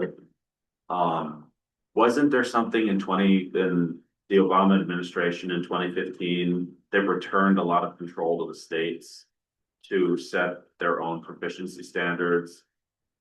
Through ESSA. Like ESSA. I don't know, but you tell me. Yeah, ESSA. So, yeah, Every Student Succeeds Act, which was like a reformation of No Child Left Behind. But sorry, what was the question? Yeah, Arnie Duncan. Yeah, so what did it do, and how, and is the fact that we took action around the middle of the last decade related to that, or how did that affect it, those federal changes? I would have to read up on that.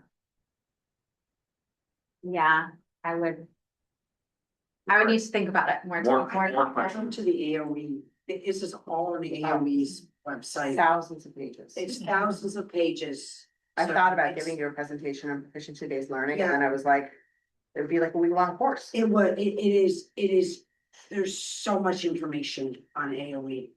And as a teacher, I can tell you like, we're required. I think a lot of it was focused on brain research though, too, Yeah. right? And the whole idea of fixed mindset versus growth mindset, and I think all of that. Research into how do kids learn and caused a lot of this. Yeah, That's there was what Helen also, said. Right. Yeah, and in particular, in terms of reporting, there was a lot of opinion around what goes into reporting traditionally, and that wasn't always just a student's ability to demonstrate their knowledge. A lot of times compliance went in, effort went in, right? So attendance went in, so grades became this muddied down version of, and it was harder to really accurately understand what a student knows. Which was then part of the whole desire in many communities to figure out why kids weren't ready for college and how were they gonna learn the skills. And so if we get it down to just teaching them the skills and grading them on the skills, then we'll know what they have the skills. I'm But I glad can't- you said that also, because there is, I think, case law that also impacted this back probably when we both started. When I was a teacher, students could fail a year based on their attendance only, and there were lawsuits that came out of that. Because students might not come to class for 40 days and they might take a test and pass it, but they'd still fail the course. So a lot of in state courts mainly would file suit claiming what's the purpose of the grade? It's to show learning, not to show attendance, and I think that caused some of the shift also. Lots of streams into a big river. Keep going? Yep. Okay, so, we found a list of, components of what's called equitable grading practice, and we decided to try and stick with reporting on that, because that was the request, by comparing what we do with those particular components. I So one, really appreciate that. Yeah. yeah. This, one of them might have actually been Monica's idea. One of them was grading with zeros. And so can you pull it back a little bit and say like, what were those things and where do they come from? Grading with, they came from an Ed Week article about equitable grading practices, grading with zeros, late work, assessment retakes, credit for homework, and credit for class participation. And those are considered by this article to be the like main components of equitable grading practices. Okay. Grading with zeros, you want me to keep going? I can go. So you can kind of read it right to left, right? Elementary is on the right, and then Tuttle is on the right, and then we move to the left, which is SVHS, and then more detailed. So in terms of elementary, we use formative and summative assessments. It's very rare that a student in the elementary levels gets a 0 on a grade, mostly because they're doing that work in class, guided with a teacher. There's a lot of encouragement. There's a lot of multiple trials, right? If a student's not ready for learning, we try again, then they are. So it would be rare to put a 0 in a grade for an elementary student. That's not to say that it never happens. And then moving to the left, SVHS uses a 50% floor for summative assessments. And any missing summative assessments are recorded as 50% until they are completed. Student works with the teacher to complete them. And then in terms of formative assessments, students can receive a 0 until that work is completed. And so on this one, this was, I think, the one, so basically the reason that I brought this up was because there was a national study from the Thomas Fordham Institute that asked teachers to rank various quote unquote equitable grading practices. And they were, so the ones that I think you mentioned, no zeros, no participation, no late penalties, no homework, and unlimited retakes. And so the no zeros policy, according to this, which I don't know whether I should trust it or not, that's the one that was the least popular among teachers. It was the one where, as I understood it, it's basically saying teachers believe that if you don't turn in a homework, you should get a 0, not a 50. Well, now, at the end of the quarter though, don't put in a 0 if it's never done. Sounds like only I mean, formative well, though. no, well, I can say at Essex, right, so if it's the end of the quarter, this child is just simply not gonna do it, the 50% becomes a 0. They haven't done it. No, I believe here it stays It 50%. stays at 50%. Yeah, definitely. Stays at 50%. Yeah, that's the floor. Oh, that's the floor, like even at the end of the semester or quarter. Correct. Yeah. Is there a, Sorry, please. is there a minimum score on a formative for completions? Like, no, so like even if you do it, it'd still be 0.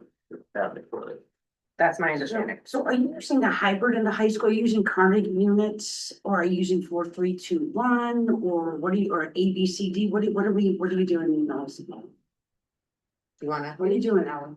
Well, it really depends. Like, I can't give you a straight answer. Some of my classes, the teacher will put that like proficient developing Yeah, so that grade 4, 3, 2, 1. into their school, just so you can see like an 100 is you followed through on this, but some teachers, it's straight out. Just, Carnegie unit percentage, Yeah. yeah. so there's really not a consistency on it. Yeah, I tend to use all of them, because I kind of don't know, 4, 3, 2, 1, that gives you 5%. Yeah, it's confusing. We didn't say, which we meant that we talked about saying this, is that when we came together as the learning and equity team to discuss this and we were going through everything we knew, we actually realized like there's what we all think is happening, but let's actually make the chart with the questions and send it to the principals who are like doing the work with staff to build it and put their information in. So the information that's in here is coming directly from the school principals because we felt like they could best report what they're actually doing. Again, I really appreciate it. Thank you very much. I could spend hours on this, I promise I won't, so we can get out of Thank here on you, time. Boston. This is, I do this all day long. I'm just curious for a quick explanation of the logic of using a 50% floor for summatives. I don't understand the case for that, and I'd love to. I can tell you the logic of that. Sure. I'm not gonna say whether I agree or not, but I'll tell you what the logic is, and it deals with kind of what Michelle said Yeah. about when you do the rating. Exactly. Here, right? If a student, were to get a 0, early on, the thought is that, that could in fact cause them to fail the course in September or October. And then there's no motivation for them to do anything else if they know that they've already failed. So so the thought was if they get a 50, at least there's hope. But then at the end of the year, it doesn't reset to 0, which is the strange thing. Right, that's my question, like, do we, if it holds at a 50 for that hope, and then we have the opportunity to retake, which is one of the other items I think that's coming up, wouldn't.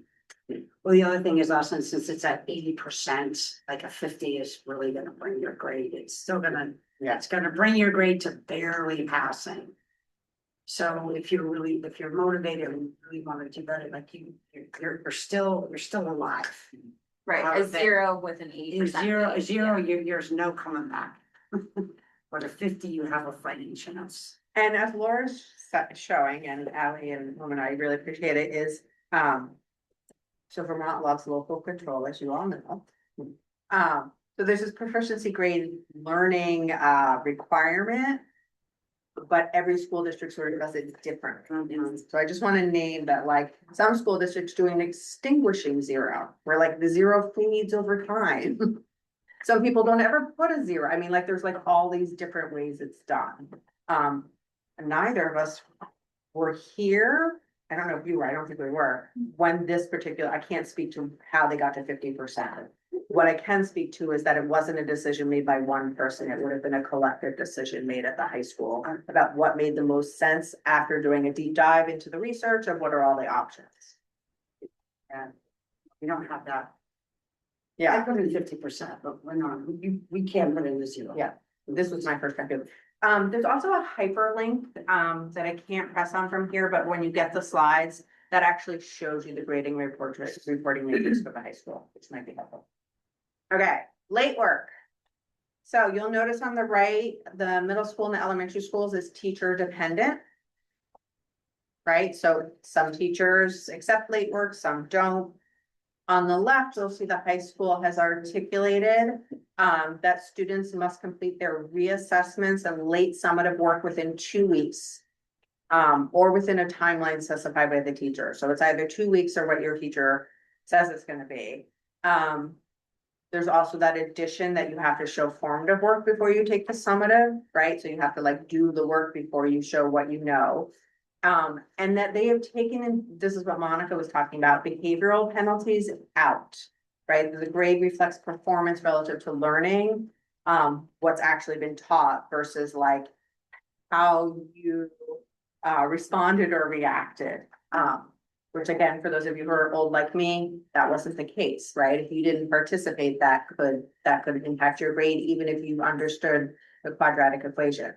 And that's why in blue, I highlighted the high schools saying if this practice better aligns with demonstrated learning, right? It keeps the focus on what have you learned or not learned versus how do you behave in a classroom. So this was, so the thing we just looked at, that was the one that was the least popular among teachers, had a net -73 rating. And The rating with zeros. Grading with zeros, Or the absence of zeros. the absence of zeros in this survey of 1,000 teachers nationwide, that had a -73 net rating. And this one, no late penalty, which I'm reading, no late penalties. You're not allowed to give late penalties. That was a -33. Teacher net of these 1,000 teachers, and who knows, maybe they picked special teachers that were very conservative or something like that. This was the third lead, or this was the one that they were 30 net. Oh my God. The most supportive of it is of the policies is the one they agree with the most? The or- third No. least supportive. The third lead reported. So this, but to be clear, this means there is no penalty for turning work in late. Correct. And so, That's shocking. well, I would like to know, I don't know if you've asked your teachers, I will speak as a teacher myself, that it is so overwhelming to get all of this work all coming in on one day before grades are due. It's really an unreasonable ask to ask us to go through all of that work. So let's just say, the quarter started October 1st and it's gonna end in January. Your kids are now handing me stuff in from October and November. Like that's where it gets really overwhelming.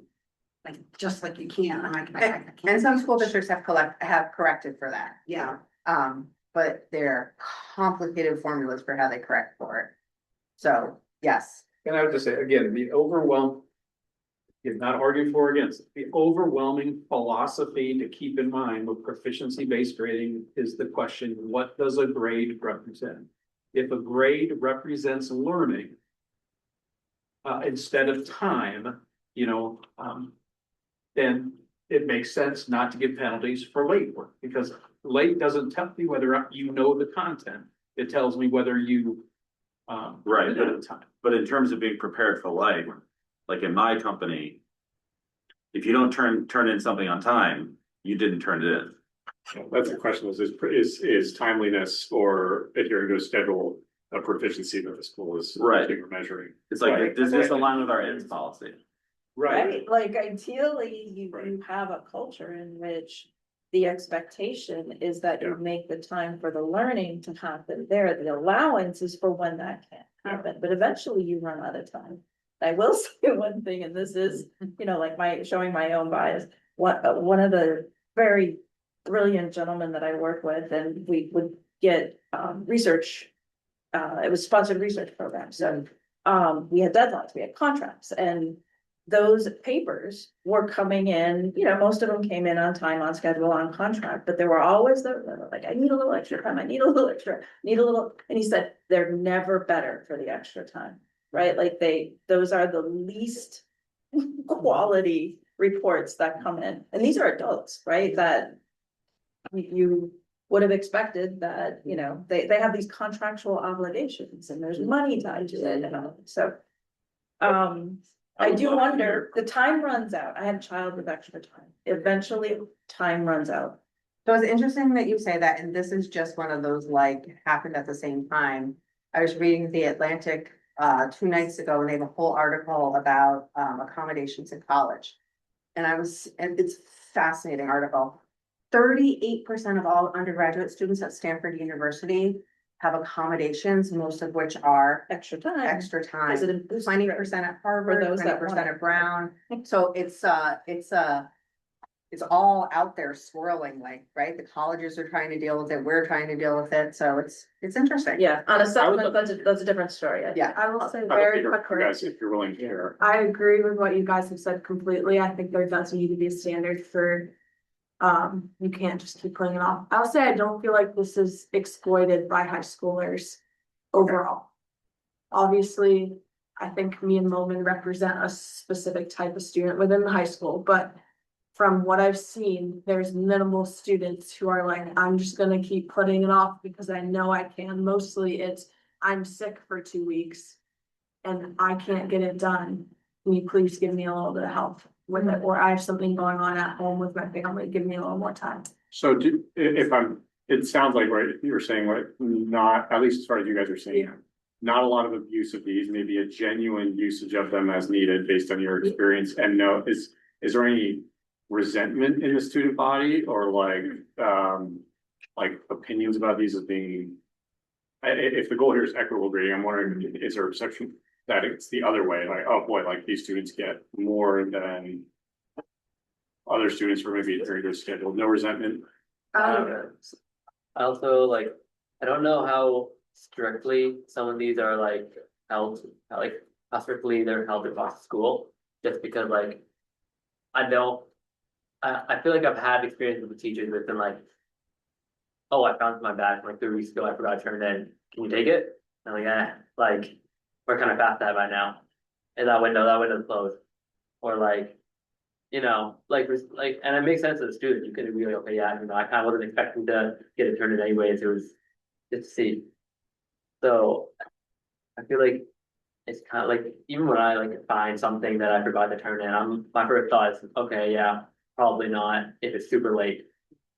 So, yeah. Well, I think we should keep moving to the next one. I just want to do register, you know, I think the South Burlington School District Global Ends. Students successfully complete their education from South Burlington School District, ready for the next step, which could be college, which could be career, which is life. And like having no penalty for lateness is not life. But anyway, It's some life, right? I mean, it depends.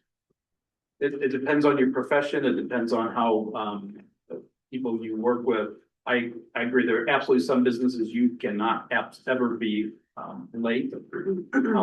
Flights are late all the time, and it just happens, you know? I would like to hear from teachers. I can tell you from my teacher perspective, yes, it is taking a bad job. I mean, you probably don't see it. And I agree. I don't think there's resentment among students, but I can tell you in my profession, yes, it is overused by students. and that's what the research shows. That's just my experience. I would love to hear what it's like here. I mean, I don't have the answer, but it is. I've been doing this for 30 years. And with this, you do, and I'm not talking about the kids who are sick and things like that. Kids get sick, they're really good about letting you know, and that's never, that of course you have all the time you need, but. Yeah. Right, and so I hear what you're saying, that this isn't addressing, it's addressing something, but it's not addressing the. Preparing for the future in terms of. I think it's a good skill to learn how to manage your time, and so. The executive. And I would wanna know if a kid's not able to hand things in regularly all the time. My son, when my son was in middle school, I bought a book called That Crumpled Up Piece of Paper Was Due 3 Weeks Ago. Because I dealt with those executive functioning issues, so I'm just saying, I see where this is a different topic, I think, And there would be those that argue, yeah, we absolutely should be teaching responsibility and timeliness and all that, we just shouldn't be grading. If the grade is to show academic performance, why not a second grade that shows responsibility, timeliness? Which is what some. Not arguing either way, I'm just throwing out. Yeah, habits of work, Mhm. and he's trying to. and we have habits of work. Yeah. So they are not included in the. There you go. For me, the curious question is, if this is what we're doing, how are we strengthening executive functioning skills? Not to like discredit being ready for a job, but instead, regardless of who you are and where you're going in life, having a strong set of executive functioning skills is really important. So I think that's a good question, good curious question. How do we strengthen executive functioning skills in South Burlington School District? Assessment retakes. Did I do this one? Did I do this one? Yeah, great. So we do not offer unlimited retakes, but students work with faculty and are given multiple opportunities to demonstrate learning when it's appropriate. And that's kind of on faculty determination At the high school. at the high school, sorry, yep, at elementary and Tuttle or teacher dependent, yeah.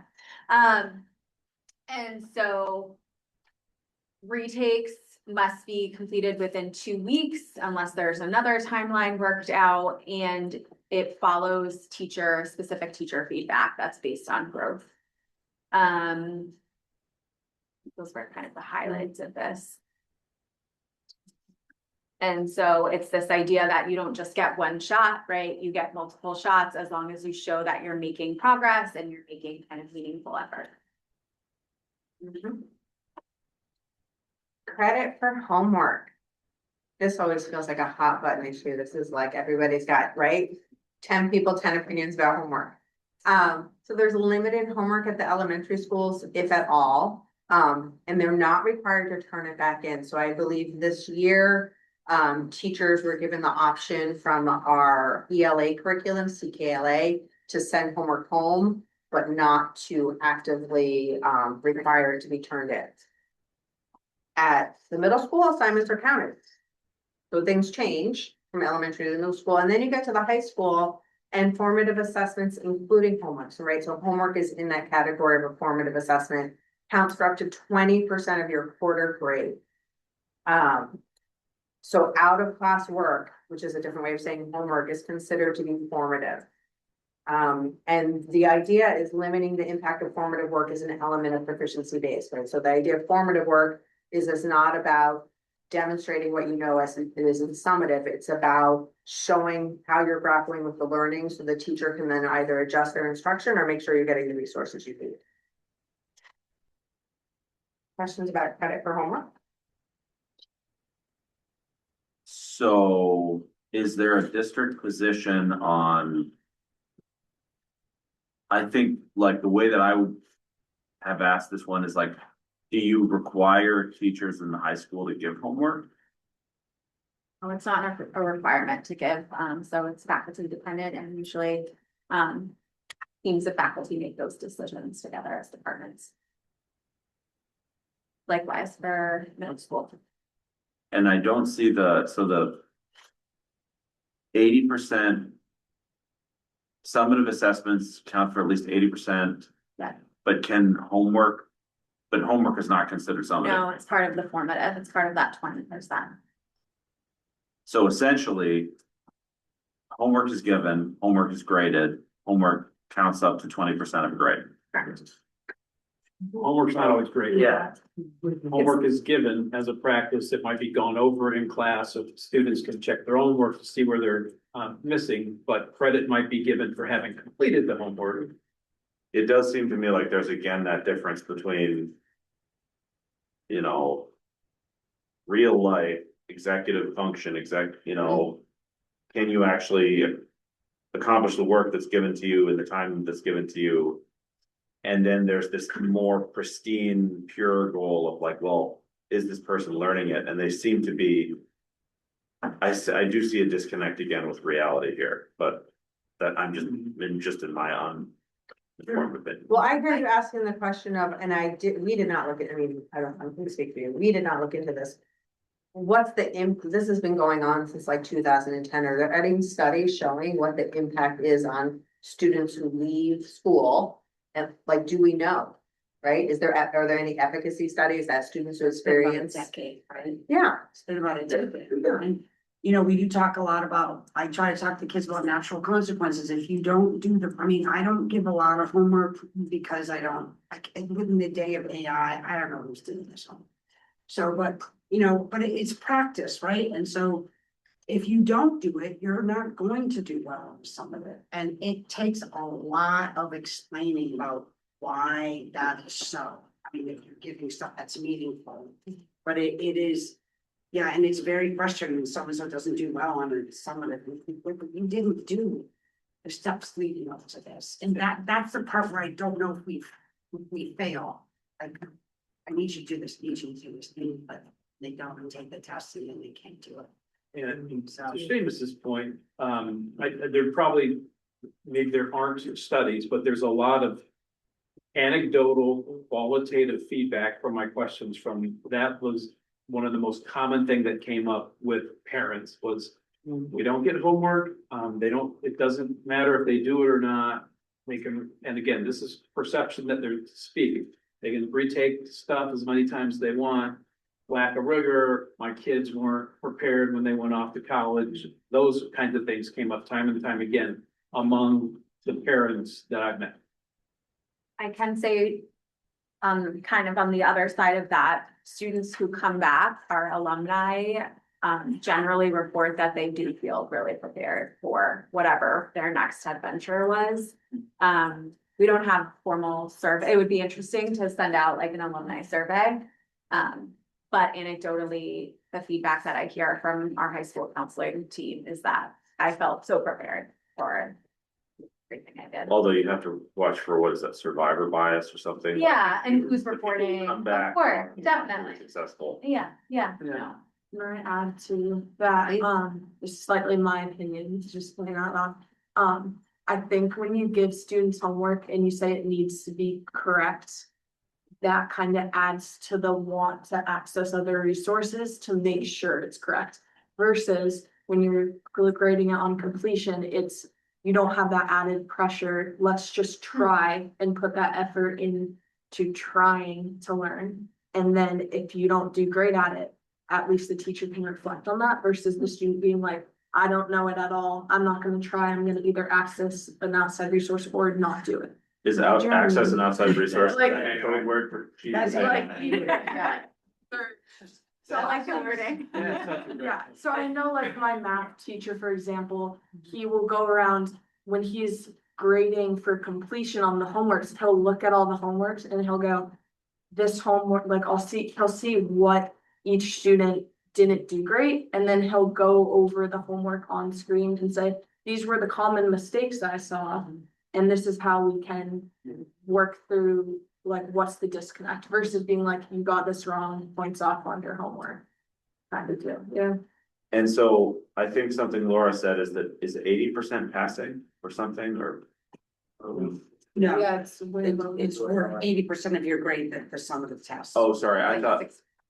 Yes. Six- Yes. So if you don't, And then this is a 59%. Yeah. so if you didn't do any of the homework on that math class, that could potentially bring you down to as low as an 80. If you aced all your summatives, Right, you correct? did well in your summatives, you did perfectly. You think I couldn't even get an A. I had.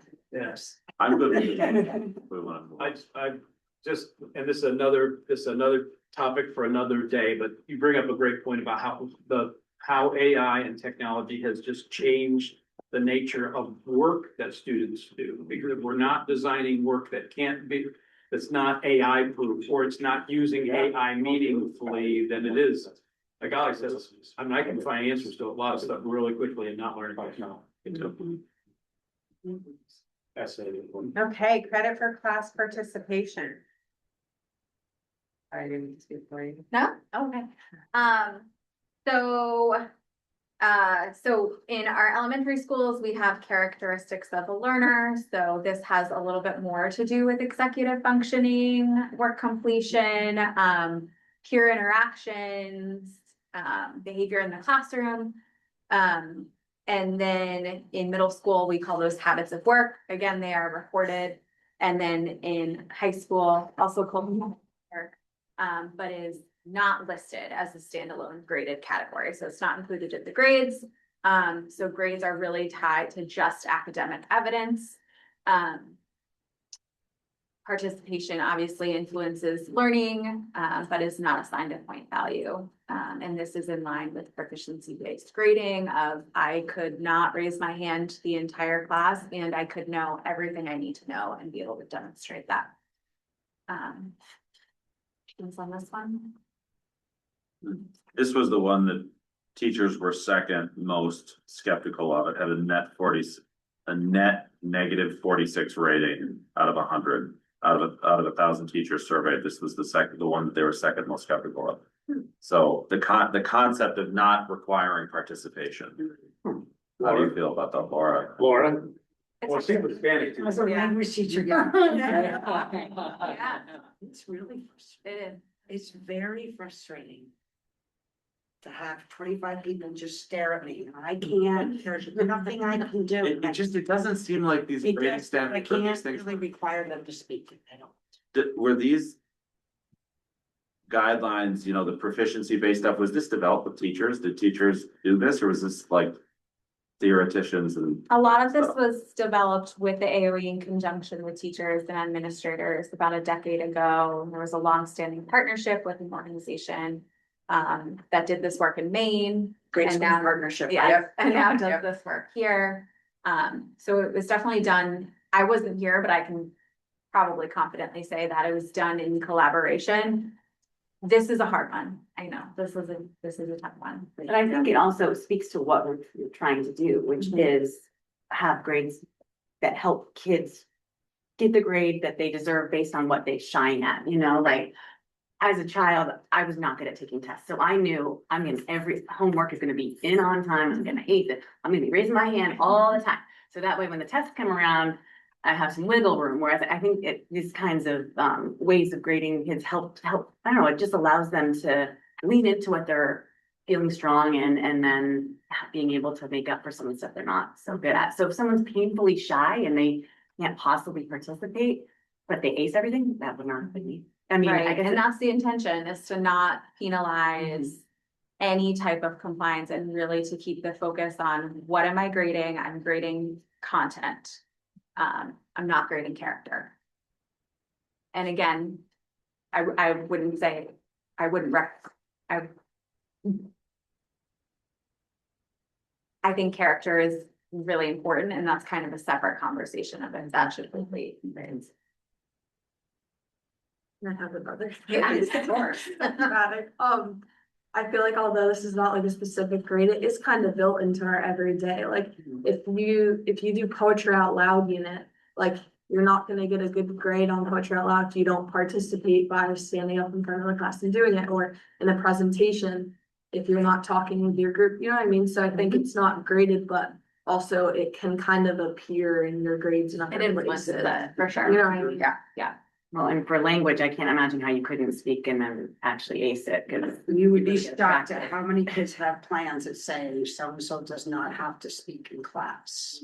And it is really interesting to me because, yeah, I because I don't really know why. For language though, you do, speaking is a grade too, like All we do writing. is get up and walk around and speak. It's usually I make them all formative. Mhm. And if you, as long as you try, you know, because it's like we don't, you know, people come acquire language at different rates. Like we don't grade our 2-year-olds if they can't speak. I mean, so it really is about, like, you just really have to be, like, in my discipline, it has to be about the effort made. You know, there's no, it's not like math where it's right or wrong. But if you get up and speak really bad Spanish and you're into it, that's awesome. You know what I mean? We also have done a lot of work around what participation actually means, and the definition of participation, and broadening our definition of participation and honoring different ways of learning and showing learning. So that has to do with this tenet as well. That's the last one. Great. Lots of questions that got brought up, huh? Well, I think it bodes well for the district, the way you guys approach this. I really appreciate it. And I also, your input, student representatives was very helpful. So thank you for this. Thank you.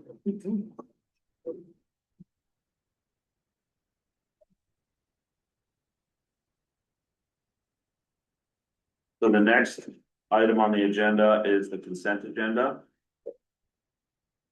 And so first, the minutes for the November 19th and December 3rd meetings.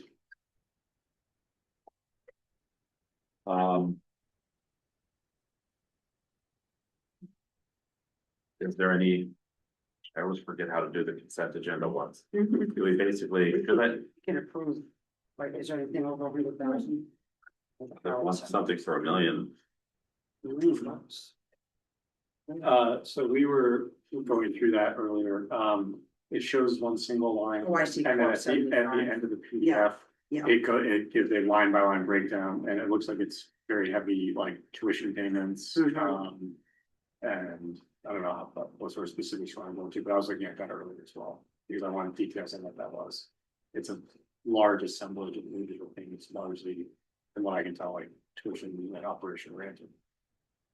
So since I don't remember, and we don't have a lawyer here, and maybe Joe can advise me, but I think I'll just run this as 3. Oh no, okay, because 1 is marked for action, so definitely the one, the approved AP voucher checks to Howard Center and ProCare Therapy, that one we will take a full action on. And then the others, I think it's just like if I don't hear objections, then it's passed by default, is that right? I think that's what. Yeah, I think that's what it is, yeah. So are there any objections to the minutes for November 19th and December 3rd? They look very completely detailed for however you produce those. And any objections to the accounts payables, value? The ones that are listed here, 1251 through 1285. Any objections to those? Okay, and then, I would entertain a motion to approve the AP voucher checks to the Howard Center in the amount of 110, 189.74, ProCare Therapy in the amount of 63,988.64, and Singer MALC in the amount of 116,975.17. Yeah. Looking for motion? Yeah. Yeah, yes, I move to approve these checks. Laura moves, A second. Emily seconds. Any discussion? All in favor? Aye. Aye. The motion carried. And then these two hires. Objections there. Okay, so I think it's approved by consent. I will check with. I'm pretty sure that we don't have to take individual actions on each of those, but I will check with. You don't on the hires. Yeah, okay. All right, well then the next, item on the agenda is talking about the agenda for the January 7th meeting. Is there any specific requests for the January 7th meeting? That we haven't already discussed for January 7th. Says the draft, yeah, that's in addition to the draft. Second needs to choose. I would say just in general, is there anything that you guys want to talk about January 7th? So for the record, I do maybe just say, ends monitoring 1.2. Yeah. Will be on it. Yeah. Right, what we have right now is second reading. Oh, go ahead. Yeah, that is the meeting. Remember, the folks from the early retirement plan are going to be here to present to the board. Oh, great, right. So, right, what we've got on January 7th right now are no action items. And we've got second reading of selection of library materials. We have a placeholder for discussing the 2027 budget, although there's not any specific content yet, but just to make sure we can talk about it if something does come up. There's the early retirement program presentation and monitor report 1.2 academic proficiency. Shouldn't that one be an action item? Yeah, that's the next time. Okay. And then in the interim superintendent report, What's that interim there? Yeah.